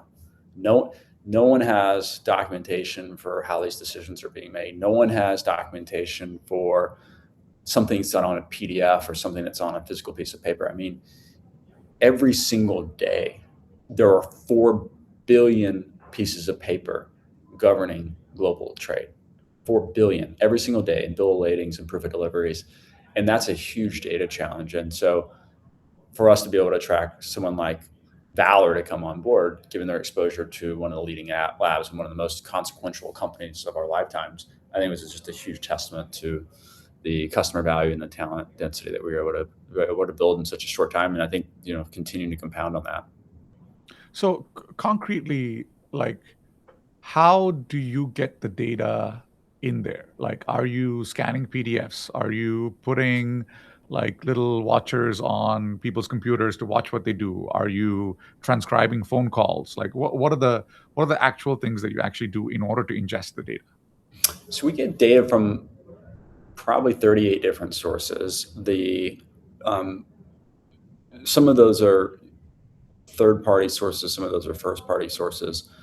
Think of it in a supply chain, though. It's a network of networks. So even an organization like a Tyson Foods, they can optimize within their four walls, but they can't optimize within their suppliers' walls, and they can't optimize within their customers' walls. And so you have to have the ability to acquire data across a network, given the structural topography of supply chain, to actually make this whole thing work. And so we get data, from formats like EDI, you get formats like email, you get formats like literally EDI, API, and also physical pieces of paper where you're actually scanning these in. So you could actually even get them via a phone call. So there's a lot of different data sources here, and the complexity arises because every single provider in that ecosystem has a different process, a different standard, and a different system. And so you've got this combinatorial complexity of different options or different structures of data, which I think make this whole supply chain data challenge one of the most important problems to solve. And supply chain, like, this is not you solve this problem, you fix, an industry like legal, or you solve this problem, you fix it. This is $11 trillion industry just within the US, one of the largest contributors to GDP globally. And so if you want to be really driving GDP growth, well, you've got to drive that through technological innovation, and you've got to drive technological innovation in industries that actually move the needle on GDP. So what kind of decisions can your clients take after, like, let's say Apple is looking at their data, and what kind of decisions can they make? Can they make a decision like, okay, let's divert shipment A from aircraft B to aircraft C? Is that the kind of decision they make? Like, what are the kinds of things that drive value? Yeah, let's just back up one step. I mean, there are three things really. There's organizing the data, there's automating the operations, and then there's improving the intelligence or the decisions. Yeah. And I think it's important to go all the way back to mapping the data, because that's the fundamental problem that no one else has solved in the industry. And by the way, is the hardest problem to solve in the industry. And we love, like, one of the things we say at Loop is we like to play where others don't. No one wanted to play in the data problem because it was so messy. We played there, we won that. Automating the operations, think of these as workflows that you don't want your people doing. These are things like adjudicating an invoice. These are things like coding based on a business rule to a general ledger, or remitting a payment to a carrier. Very manual, labor-intensive workflows that agents do a much better job in terms of higher quality and faster, but two, they are much cheaper. The token cost is a lot cheaper than the labor cost. And so once what some of our clients call turn their team from processors into analysts, you get to move to the highest level of, call it the Maslow hierarchy of data needs for organizations. You get to move to the intelligence layer, all the way at self-actualization as an organization. And that layer, one, allows you to know things that you didn't know before, and two, improve your operations. So an example in a manufacturer, you mentioned Apple, would be they've got 220 different facilities. They have localized decisioning on how much and what kind of ingredients or supplies to bring into that facility. And you've got a manager or an operator that's clicking a button every Tuesday and overnighting in equipment or overnighting in supplies. And when you ask why he's doing that, he says, well, I was told 4 years ago that every Tuesday I hit this button. And guess what? you're overnighting in supplies that you have 1 year's worth of inventory, and you're paying literally $15,000 for that overnight shipment every single Tuesday when you've got a backlog of inventory of that supply at your plant. And so by having your data map, by having your workflows automated, you're actually able to identify these large opportunities of inefficiencies to improve your operations. And that efficiency improvement is passed along to you and me as consumers, because if Apple can improve their operation, if they can take out waste out of their systems and their processes, then guess what? They have a cost structure advantage. And typically when cost structure advantages exist, they pass some along to their shareholders in the form of more earnings, and they pass some along to their customers in the form of cheaper products. I don't know if this is like a number that is known, but could you estimate how much in the limit, right? I mean, there's a physical thing that's going to move, right? So that's going to take some energy, and there's kind of no getting around that. And then there's all these, inefficiencies that sit on top of it that you could potentially drive down to some, theoretical minimum. How different does that world look like? How much cost gets taken out? How would we feel the impact of your ultimate success? Is it lower prices? Is it everything is next day or like next 1 hour shipping? Is it, that when I do order next day shipping, I 100% of the time get it? And do you also think, I think one of the lessons obviously that was learned in a painful way in the COVID timeframe was like the just-in-time supply chain is also brittle in some ways. So I wonder how much you sort of think or advise companies to invest in robustness as they sort of realize these savings, right? Presumably the right place to go isn't all the way down to the absolute max efficiency. Sometimes a little inventory, as we've learned the hard way, like can be a good thing. So I guess, from a couple different angles there, what do you see as the end state of success? How will we feel it, and how will we make sure we don't overdo it? Big picture, I mean, if you look back to Bretton Woods, that was when the legacy trade lines were drawn, and really the advent of a lot of globalization.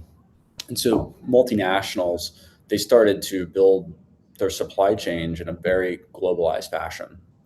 Well, there were a lot of events, geopolitical events, pandemics that actually exposed the risk in having globalized supply chains. And it actually showed overnight that maybe optimizing for every unit of margin was not the right strategy, because it could blow up our ability to even serve our customers, which would start being a bottleneck on our revenue. Could be a national security issue to nation states like the US. And that exposed a lot, because now over the last 4 to 5 years, you've actually seen an entering of a post-globalized economy. And when you've got a post-globalized economy, that means a lot of nearshoring. It means a lot of reshaping of the global trade lanes. And when that happens, you need to reassess your cost structures.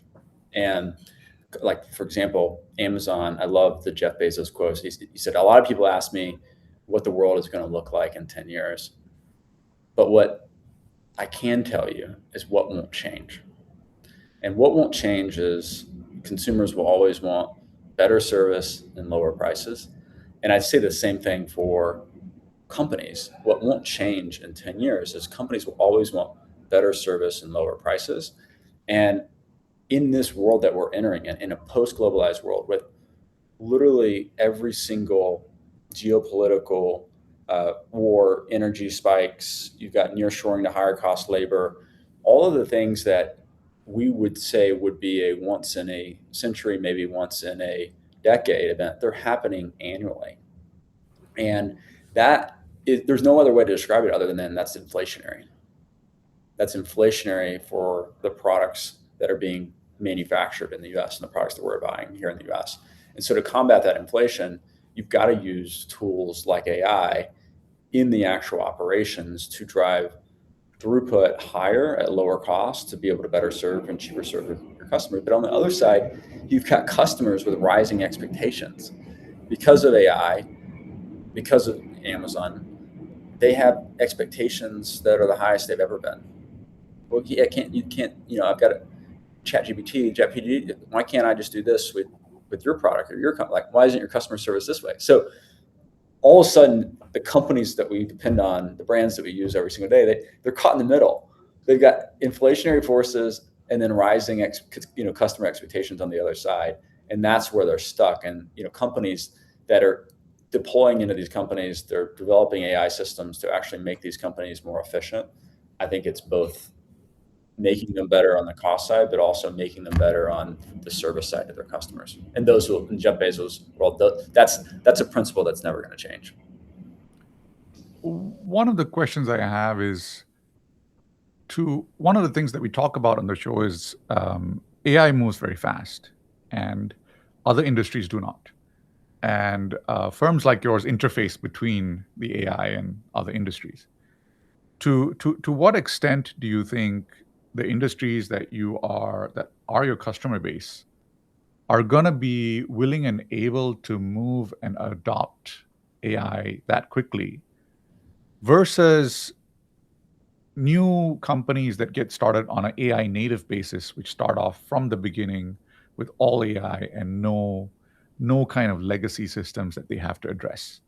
Like, do you see there's a big advantage for the AI native firms that get started, or do you see the existing players in the industry increasing their speed of adoption? Mm-hmm. The limiting factor for AI in the enterprise is not technology. It's change management. And that will be the case in the global 2000s. And there's certainly global 2000s that are making very swift changes. They've got great leadership. They're prioritizing this from the top down. But at the end of the day, culture is one of the slowest movers. So if you don't have a culture of innovation, trying new things, it doesn't matter what top down is doing. It's still going to take a long time to propagate throughout the organization. But you do see leaders making those changes. I think in terms of which companies will win, AI native companies that don't have the vestiges of a pre-AI world, or the legacy companies with greater distribution, I think it really depends on the industry. And if you want to categorize it into two big ones, manufacturing and services, I actually think a lot of the manufacturing companies, they are much more defensible than the services companies. So I think those companies will be transformed by AI, but not disrupted by AI.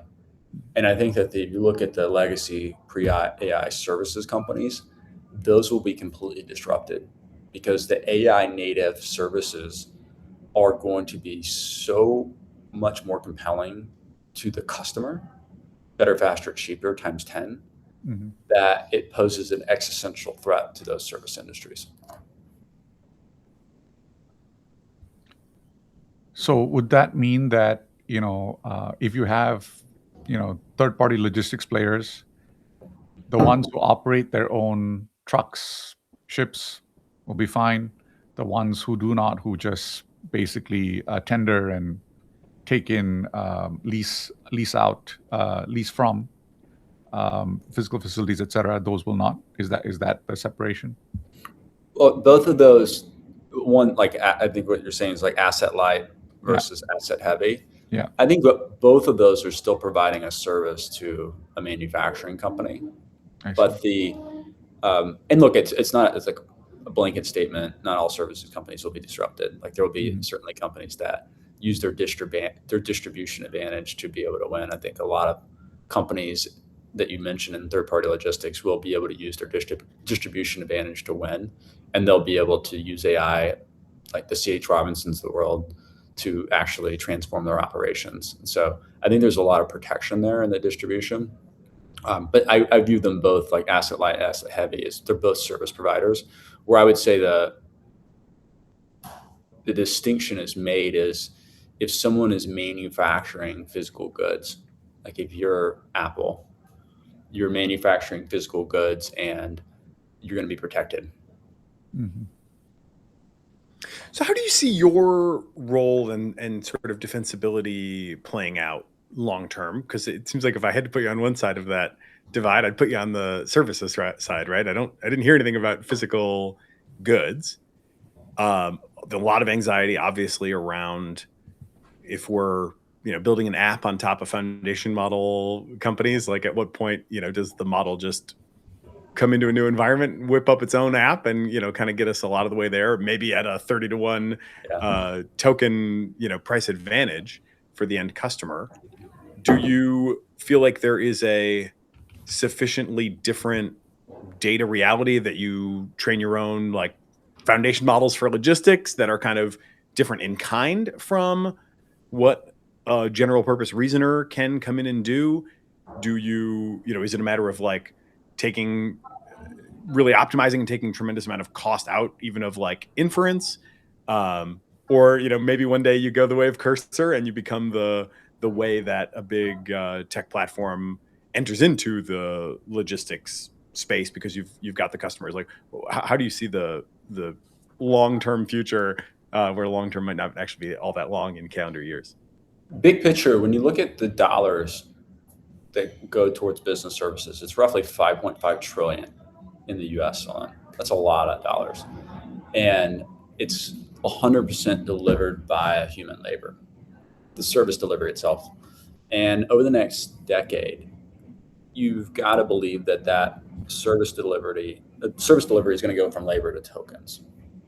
And companies in this new category that's emerging, which is called AI services, those companies are the ones that are actually converting the labor into tokens. And I think that those companies, and I would put Loop in that category. Loop, I think, is at the frontier of AI services. Those companies have a real advantage because they're built AI natively.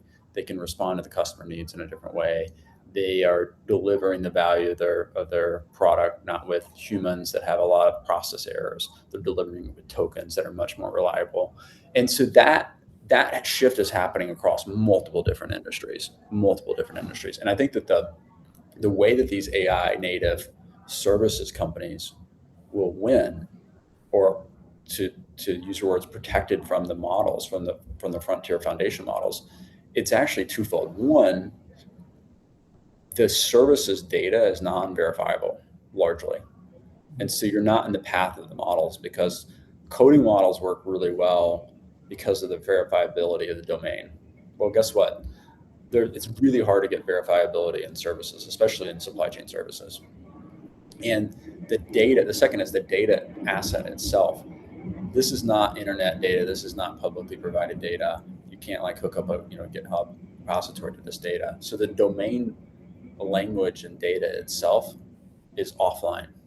It's proprietary. It's protected.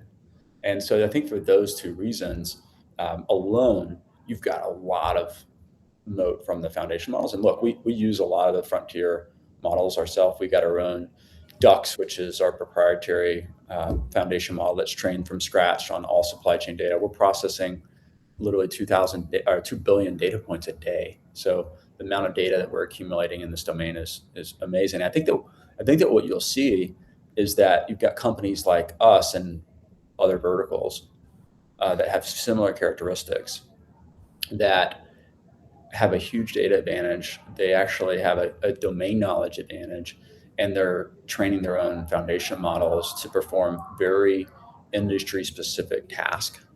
And that, I think, will be a trend for probably the next 5 to 10 years, all in service of transforming the labor to tokens.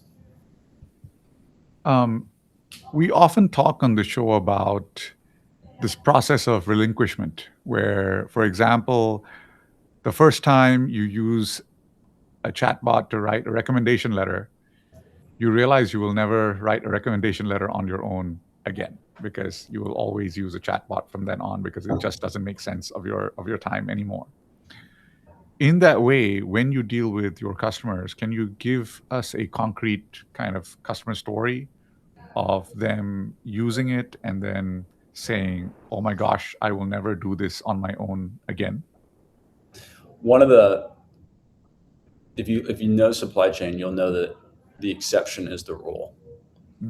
And we developed an exception agent that handles all of this coordination tax, the back and forth whenever exceptions happen. And so the adjudication of that exception between the different parties, I mean, that can be a degenerate loop like no other. We developed a an exception agent that goes and processes this all automatically and reasons with their customers, and our customers' data. The first customer that saw this said, "This is magic." And I think that was our aha moment, to where they're spending literally 20, 30 people a week processing these types of exceptions. It's delaying their working capital, it's delaying their payments, it's delaying their products. And by resolving exceptions in minutes instead of weeks, you get not only time back, but you're better running your business, you're better serving your customers, and you're lowering your cost. So that would be our wow moment for almost every single customer. So zooming out and thinking about, we were just talking with Sam Hammond before you joined about post-AGI civilizational equilibria. So not to throw too big of a galaxy brain term at you, but I wonder how people are reacting, and if you and the employees at your customers sort of see the same end state today that we're all kind of headed toward. It strikes me that, like, to take all this cost out, to take all this time out, you're really taking humans out, right? I mean, I think in many organizations, we try to tell stories about how we're going to go to higher level stuff, but like, unless you're sort of positing somehow 100x more stuff being shipped, which seems like hard to imagine, then 100x efficiency improvement just kind of has to translate to lower headcount, I would think. So how do people feel about that? Do they see it? Do you, are you willing to say that, yes, that's where we're going? And if so, like, as this plays out across a lot of places at the same time, what do you think society as a whole should do about it? I think about this a lot, and throughout civilization, the arc of technology has always been a feature of abundance. The question is this time different? And I think that this time might be different, largely because the pace of change and disruption is so fast. If the pace of change and disruption is faster than the rate of labor retooling, then you're going to have large issues. And and I'm not making an argument on whether the pace of disruption is greater, equal to, or less than the rate of retooling. But what I do know is that the pace of disruption is greater than the rate of retooling. You're going to need policy intervention to be able to stop civil unrest. It also could lead to the beginning of a new government. And I'm not saying the end of democracy, but it could be the end of government as we know it. I mean, if you look at a lot of technologies throughout the millennia, it's really been a force of change. Like feudalism ended when you could now all suddenly travel. There's a lot of history context here that you can take and extrapolate to what is different this time. All the assumptions that we made about the way that we live, what is different? I think that two things would be: one, the rate of retooling has to accelerate, and I don't think we're doing nearly a good enough job on that today. Number two is that when you look at the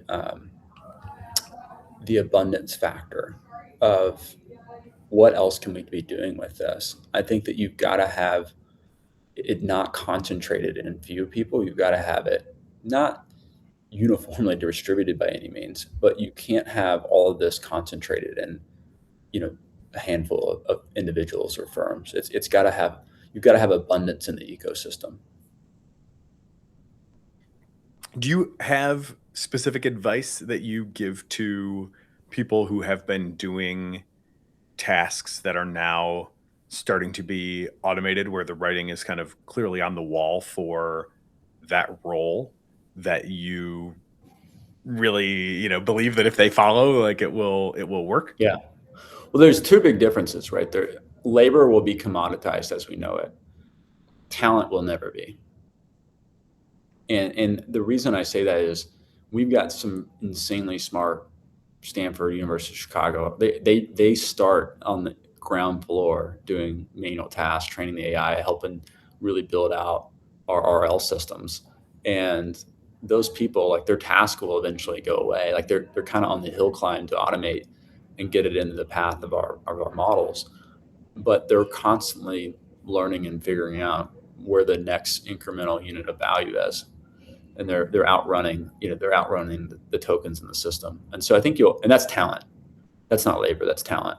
And so I think, at least for Loop, we don't have an issue with that, because we're in the world of abundance. We've got a lot of really great talent. The talent density is so high here that you will constantly have individuals that are seeking the next, higher level, more cognitive power, more intelligent tasks to be done. How has your hiring flow changed in the last, let's say, 2 to 3 years, as AI has gotten this good and people are confused about lead coding, et cetera, et cetera? Like, how has your hiring flow changed, like your hiring practices? The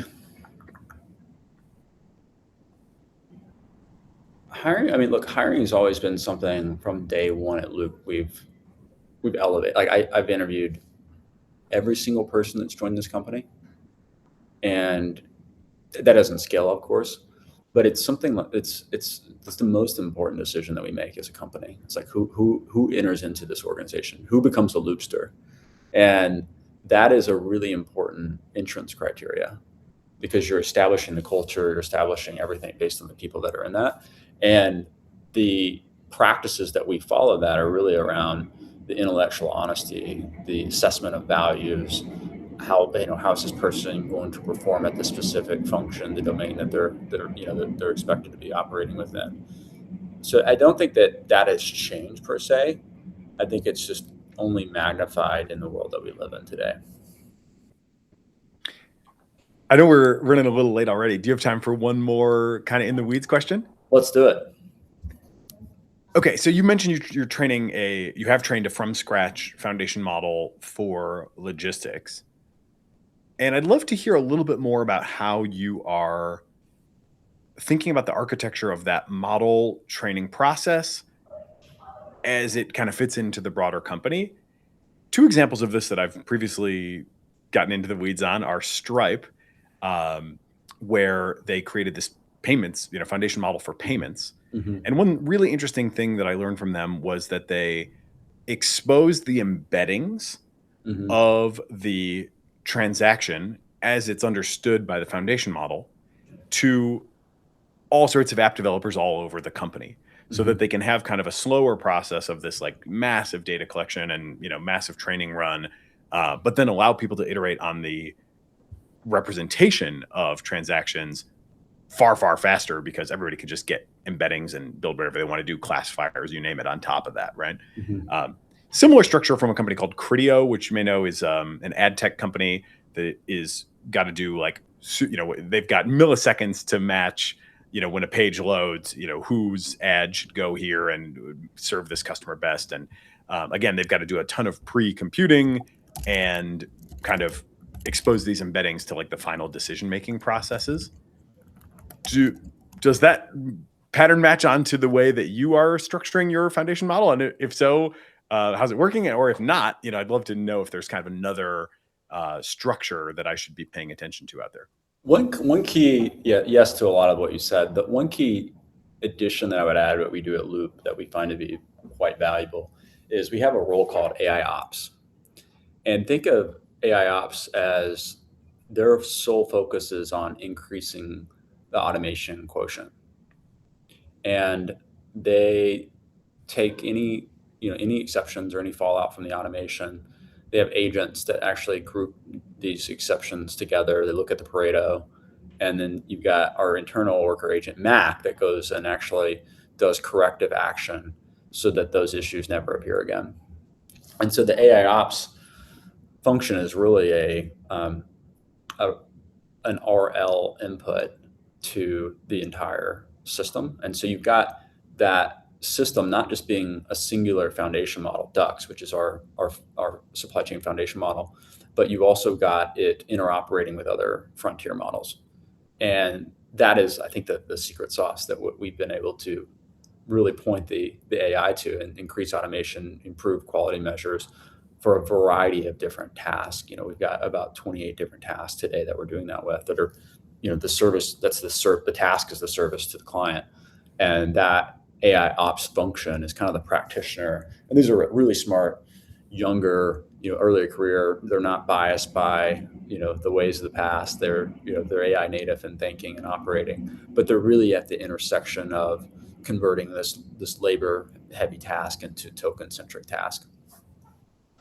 Do those folks go like forward deployed engineer style to customers to sit with them and kind of collect feedback based on exceptions and all that stuff that we've heard about from like OpenAI forward deployed engineers? Yeah, we have some of that. That is not the AI ops function, but we do have some of that to where that would be us defining new task. So think of that forward deployed function as defining new task at the frontier, and AI ops is really optimizing the automation of defined task. Gotcha. Okay, cool.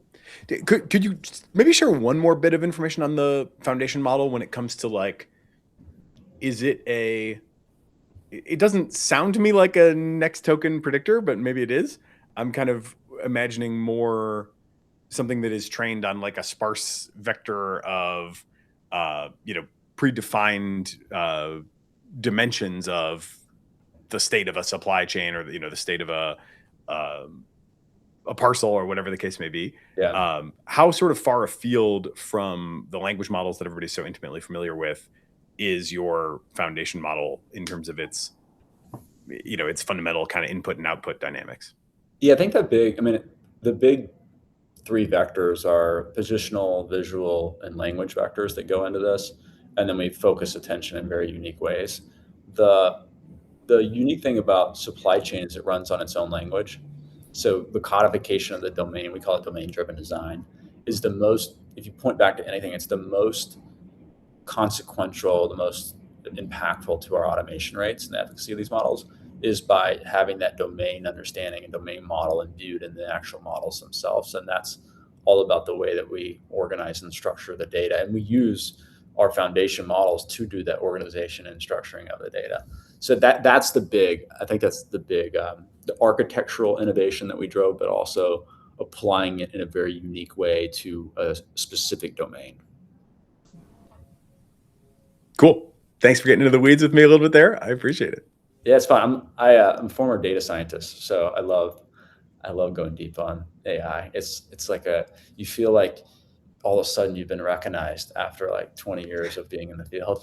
All of a sudden you're like, yes, AI is everywhere, and everybody's been asking these questions. Yeah, we're all. I sometimes feel like I'm in some sort of simulation that is maybe operating for entertainment, or who knows exactly what its macro purpose is. But I do feel uncomfortably close to the center of the action sometimes, and definitely to my surprise. Prakash, any other questions, or Matt, anything else you want to leave people with before we break? No, I think this is it. The big thing to lead is, AI is going to have the most impact in the industries that drive the highest contribution to GDP. And it's typically the messy and the ugly ones. It's not the sexy ones. So fall in love with that problem. If you love AI systems and AI deployments, there's no better industry than supply chain, but there's also other industries similar to this that, if you get excited by it, go dive deep into it, understand not just the technology, but understand the domain itself. Just to kind of spitball and get a kind of sense, let's say part of this idiot index in a product is not just the atoms, but the moving of the atoms across, the seas and et cetera, which is really the logistics costs implied in the product itself. How much do you think AI can actually help save on that logistics cost? Like how much can you close the gap between what it costs right now and the bare energy cost of moving these products? Yeah, at the limit, I think you're anywhere from 5 to 10%. Oh, wow. which is material in $11 trillion industry. So if we can take out $1.1 trillion, that's a highly deflationary force in the global economy. Incredible. That's until we get to intergalactic supply chains. These are just terrestrial supply chains. Indeed. Indeed. $1 trillion here, $1 trillion there. Yeah. Pretty soon we're talking real money Real in money. the AI economy. Pretty Matt soon we're McKinney. talking- One Elon. Yeah. New unit. Matt McKinney, founder and CEO of Loop. Thanks for being with us on AI in the AM. Enjoyed it. Thanks for having me, guys. Appreciate Cheers. See ya. it. That's a really interesting new segment that we can maybe come back to over and over again. Like, where is the new foundation model in order? Mhm. It's pretty clear that it's in order for payments. Yeah. No doubt about that. I mean, the results that Stripe, posts are Mhm. pretty incredible, and you certainly feel like you're a long way from getting that out of even a Claude Fable. Just go make sense of this transaction. It's a little harder for me to squint at and see in supply chain. It feels like it's more amenable to just really good reasoning. But I think the subtext is that these fields have a particular language, like payments, for example, which is not just next token prediction, and there's also things which are hidden in payments. Fraud, obviously, it's an adversarial environment, and you have lots of fraud. I think in logistics, the delays are all unexpected events. They're all the exceptions. And people only call you when the exceptions happen, and all of your time is spent exception handling, basically, right? So, I think those are the. I almost see it as these fields speaking a different language, so to speak, and that language of transactions and fraud and adversarial systems and etc., which is not like what you get from your next token prediction, because next token prediction is the most common token to come out.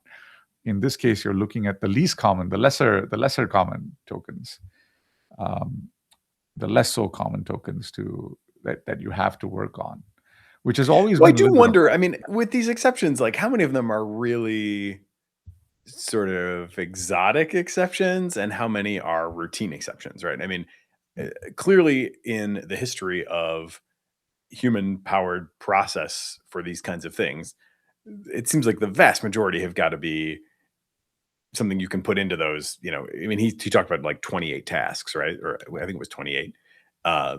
So an interesting question we didn't get to ask would be like, how many of all the tasks do the 28 tasks represent? And it feels like there's got to be a pretty substantial power law there where the vast majority of these exceptions have still got to be like, I know exactly what to do immediately. I've seen this a million times, right? It's an exception. The thing didn't make the boat. The thing didn't make the plane. It's whatever. We need to do something. But I'm very familiar with this situation. I kind of know what I need to do. I think like on the one hand, it's absolutely true. A delay is a delay. It didn't make the plane. It didn't make the boat. On the other hand, like the handling post the exception could be like, okay, Trump tweets out new tariffs on this date, and all of a sudden, like the tariffs only affect a certain kind of toy which is coming in from China. Only a certain number of ships have that toy, and my customer is on there, and some toys are of high value enough that the customer will pay for the additional tax, and some are not. And so what are we going to do with them? And you have no choice, because even if the customer doesn't pay the tax, you still have this box, container of toys that you need to do something with, right? And then you have to go back to, well, is this a force majeure? Is this covered by insurance? Is this particular insurer going to cover it in this instance? And then you have all of these headaches along the way of these different interacting commercial counterparties with different contracts and different rules and different ways of doing stuff. And the final thing is that sometimes you have on paper what looks to be the same contract, but in practice, it's different. Sometimes in practice, the guy, your team might tell you, this insurer will always pay, and this insurer will always reject your claim. And then you have this kind of fork in the decision tree where it's not even on paper, it's the same contract, but you have different treatment of, the commercial counterparty. And this is what happens in the industry, and you end up with this kind of tribal knowledge, which your people on the ground build up through fire. And on thousands of shipments, yes, there are reoccurrences 3 or 4 times, but they're not reoccurrences enough times for you to build software that does the handling for that particular case.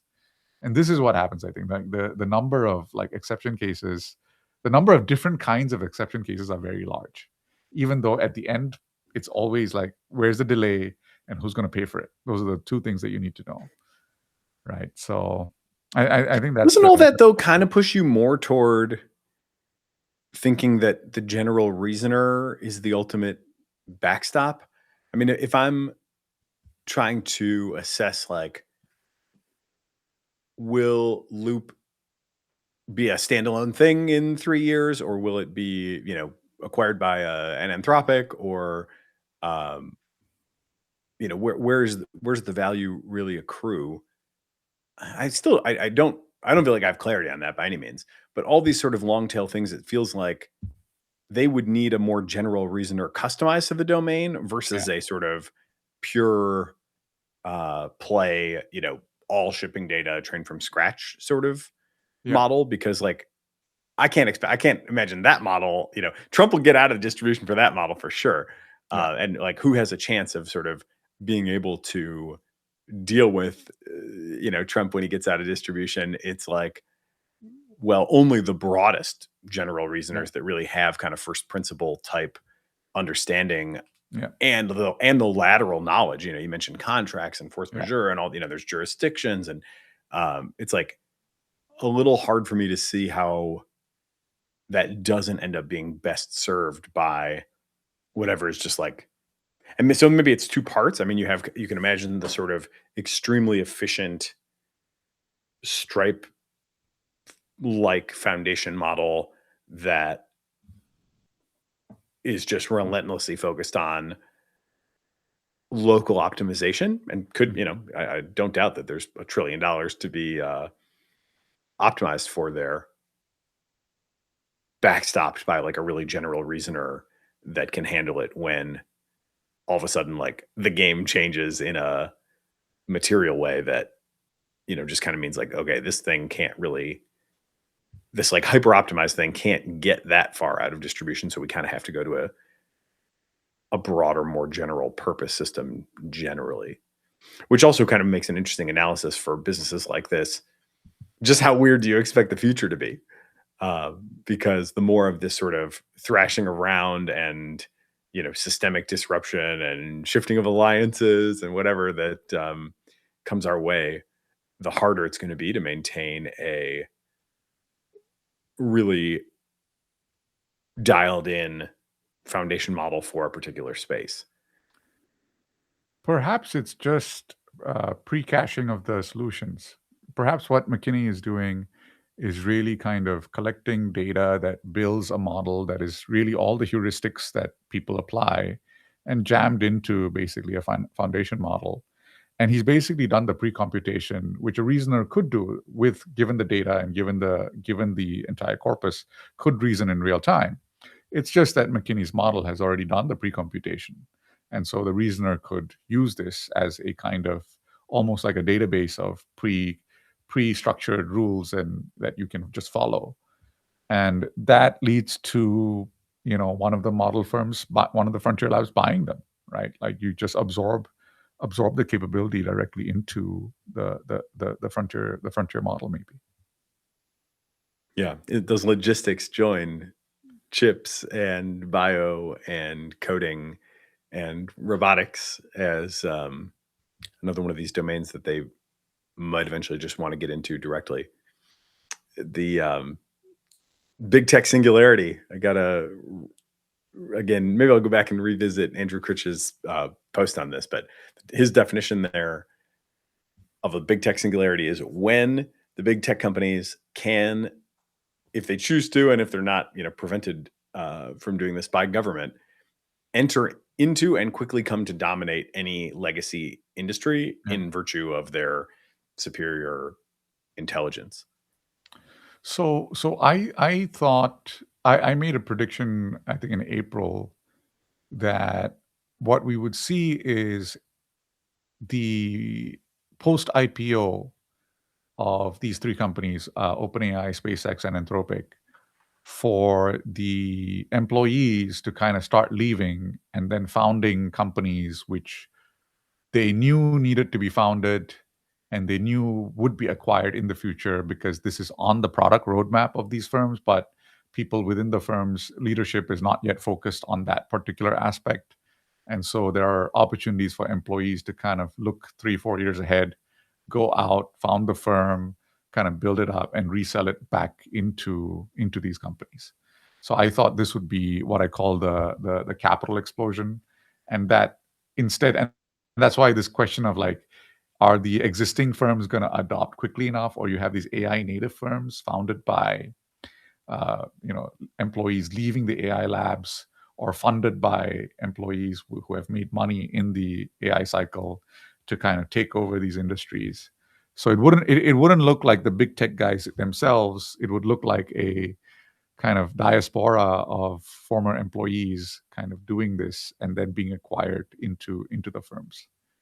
And that I thought might be the vector on how this spreads. Yeah, those boomerangs are going to have to turn around and come back pretty quick for all that to make sense. But I can certainly see some of that happening. Especially if you can self-fund, you don't even have to fundraise, and you can just go take a run at it. Although at the same time, motivation. It'll be interesting I think there is a difference in expectation where Anthropic is like obviously the most sort of AGI and RSI pilled of any organization. It'll be interesting to see if there's a differential, which there certainly has been historically, but I think maybe for different reasons, between how many people want to do that from a Google versus an XAI versus an OpenAI versus a Anthropic. Like, I guess my prediction there would be, I don't think we'll see many people from Anthropic do that, because it seems like they believe that there's not really time, and like the only thing that matters is like getting into this RSI bootstrap in the best way possible. So I don't know. Of all the conversations I've had with Anthropic people, I can't think of anyone who would jump to mind as somebody who would be like, yeah, I think now's a good time to go start a business and try to get acquired back in here in 18 months. Even 18 months, they're like, yeah, that's going to be a very different world. And Claude could probably just do my whole thing at that point. Where does OpenAI sit on that spectrum? Like how uniform, or how deep does the conviction run there that this is really happening and it's like the only thing that really matters? I'm much less clear on that, and I think it's like probably see most of it, although we don't have the same liquidity moment coming out of a Google, but certainly we've seen like a lot of people do that over time there, and I wouldn't be surprised to see some more still. XAI being a total wild card. I mean, who knows? Like that's going to be, I'm sure that we'll see lots of surprises, I suppose, from SpaceX AI before it's all said and done. And I really have no idea what to predict on that dimension. I think like the periodic labs, William Fedis, I think is like a clear example for me of something that the OpenAI was not set up to do, which was experimentation on material sciences. And so it made sense for them to kind of leave and found, and it's something that all these firms will get to eventually, but it's so far out that it's still amenable to experimental discovery. And I think DeepMind, Demis's feeling has always been that you're going to need real world physical experiments, and so you're not going to get to full AGI RSI without that kind of work. and it has to be done. So this is a very different perspective than what Anthropic has. Anthropic is feeling that you get to RSI and RSI will solve everything else. So. Well, we can continue to monitor that situation, as we say these days. Anything else we want to touch on before we leave it for today? We did touch briefly on the Jack Clark companies versus states thing. I guess my reflection on, and there may be more there, and then we obviously talked plenty about Fable. I guess I'm kind of repeating myself in saying this, but man, it's really frustrating how I feel both that there's just such gravity toward close watching of the few companies and the interactions with government and all that stuff. And then at the same time, it's just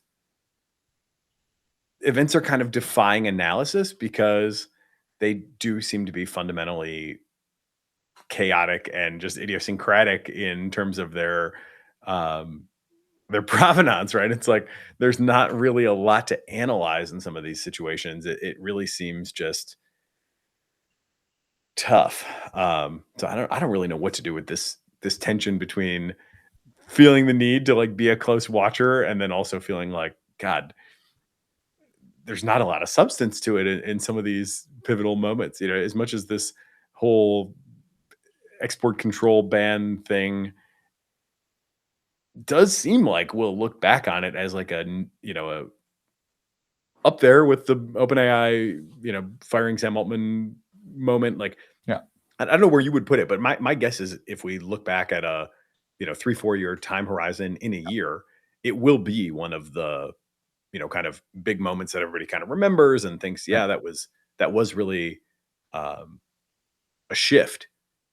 But man, yeah, at the same time, it's like, but it's also stupid. So let me give you a parallel. Cohere, the Canadian AI lab, said that they have, over the last weekend, off the charts, customers are contacting them. Like, it's been huge upswell. And I think Mistral has also seen a lot of that. And so we have the first, I think, break away from the rest of the Western Hemisphere, the rest of the allies, who are starting to realize that they are not going to be part of this kind of, future if they don't create it themselves. And I think that has been a moment of realization. We've seen, I think, in Europe also, Tyler Cowen was very brutal. And he said, look, the French and the Germans are welcome to try and make AI labs. But at the end of the day, are you going to spend $200 billion like Mark Zuckerberg has? Or are you going to spend the money and fail like Elon has? And Elon is certainly a very capable entrepreneur. And do you have the talent? And do you have the willpower? Do you have the entrepreneurs? Do you have the capital? And the answer in every case is basically just no. And so I think this is kind of the beginning of like the other nations. It's not that significant, I think, for the US, because in the US, it's really a domestic issue of control between the state and a company. I think on the international stage, this is going to be huge. This is a moment of realization that you are going to need your own sovereign AI of some kind. Even if it's a fine-tuned model, you're going to need to be able to do inference on it on your own, or you could just get cut off. So, yeah, well, I mean, where are they going to turn is really a big question. DeepSeek raised what, 7 billion? Is that what it was? Yeah. So it's just kind of a different order of magnitude. And obviously that doesn't come with any guarantees about what they're going to open source in the future either. With Meta kind of, let's say, waffling at a minimum on their commitment to open source, I just don't see where, like, I don't see any open source players that are really. NVIDIA is probably the big one, right? I mean, if you're putting your hopes into some some big tech basket who has the deep pockets and the motivation to build and open source something that could be sort of semi-competitive with the frontier. It seems like we're kind of down to that.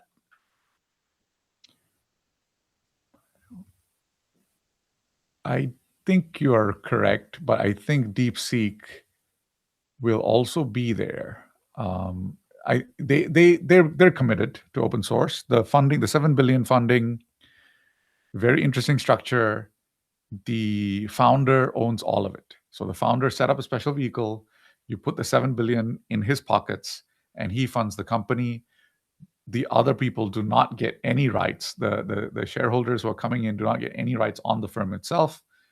They don't get to exit for 5 years. They can't resell the shares. It's all basically locked up. And he got a $7 billion, and I think he could have raised 50 if he wanted to. I think the cash was there.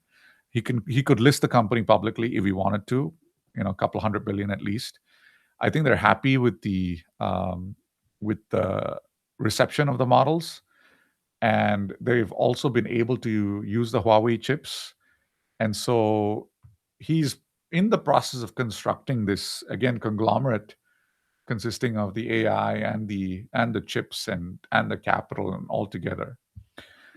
The thing that strikes me, though, is that even in China, I think AI models are going to end up taking over from the state. The state is going to lose control. So my question on China has always been, when does the nation state recognize that this is going to happen and clamp down? So let's wait and see when that happens. Yeah, I do suspect that there could be a Beijing directive at some point that we just can't do this anymore. I don't doubt that I don't understand the team there that well, or I haven't really read too deeply about the founder. I do get the sense that they have a more, what's their mission, to explore AGI with curiosity or something like that. Like they do have a very sort of similar vibe, I would say, to the American frontier labs, at least in an earlier iteration, where there is this kind of borderline ideological wonder of discovery type of motivation to it that seems pretty genuine from everything I've been able to gather. But when we see how easily the government can kind of put Anthropic in its place in a supposedly much more pluralistic and due process based society, it doesn't sound like DeepSeek has much of a chance, for at least a few more. They got a long way to go in R&D before they're going to be challenging the sovereign. So, my guess is that probably gets shut down at some point. But who knows? The Chinese government is everybody's, got all these high conviction statements about what they're going to do, what they're not going to do, how difficult it might be to deal with them or not. And I just always keep coming back to, they're not even buying the NVIDIA chips. We have no idea what they're going to do. We banned these chips. We had all this gnashing of teeth about how important it was to keep them out of their hands, and we'd be allowing them to catch up. And then it turns out they don't even want them. And I think that's, just, we should all be extremely modest in our, because I don't know do you know anyone who predicted that they would refuse all that discourse, all the, the heat around it? I don't recall anyone ever predicting that if allowed, they would refuse to buy. And yet here we are. I mean, I don't think they actually refuse to buy. I think the chips are being deployed in Singapore, in Johor, in Oracle data centers for ByteDance to use. Like the UAE data centers would have a big Chinese customer base, right? So there's only really two countries deploying AI in mass. It's only the US and China. The other countries do not have the product, right? So, and they don't have the talent either.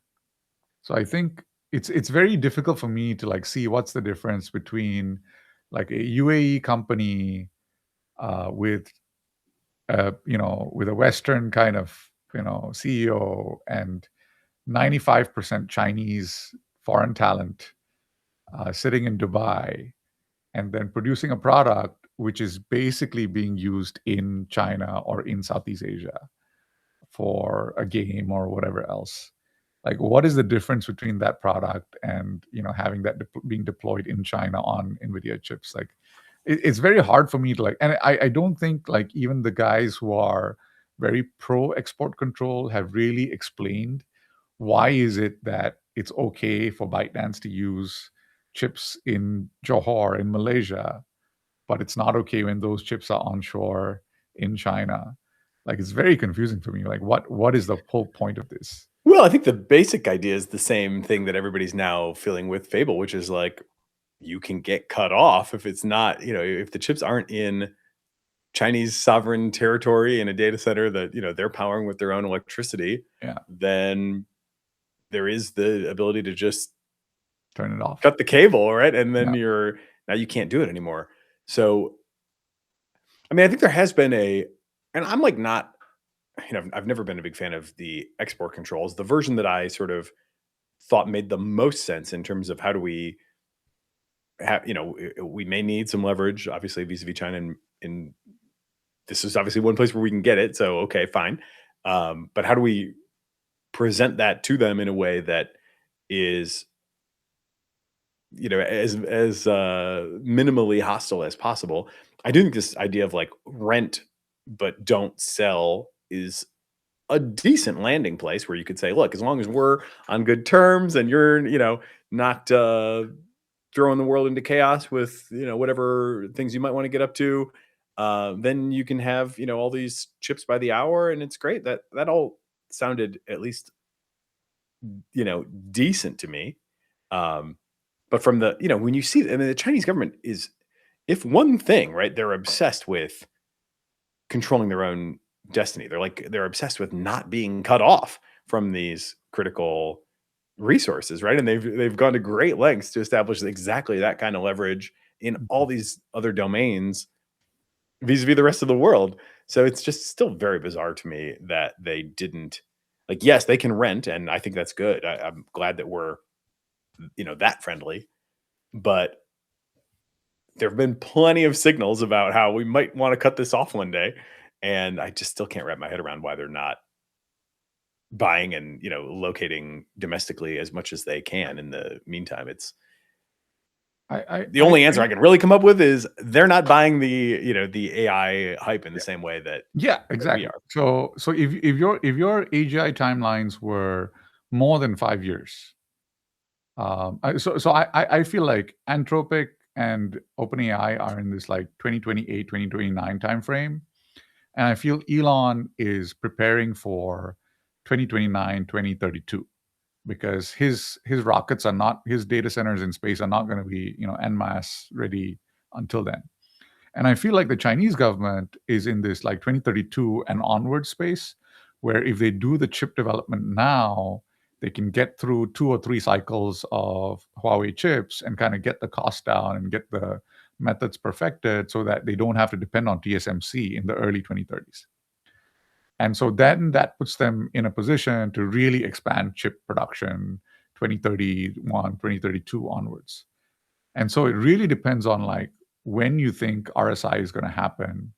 And if RSI happens while, in the next 2 to 3 years, and then RSI allows you to increase your capabilities on existing data centers dramatically, right? You get a 100 times, 1,000 times boost on tokens per watt, and then all of a sudden you have this, and as you increase the tokens per watt, you get additional increases per token per watt, and so even on the existing data centers, all of a sudden you double and triple, and that allows at some point for Anthropic to just buy SpaceX, right?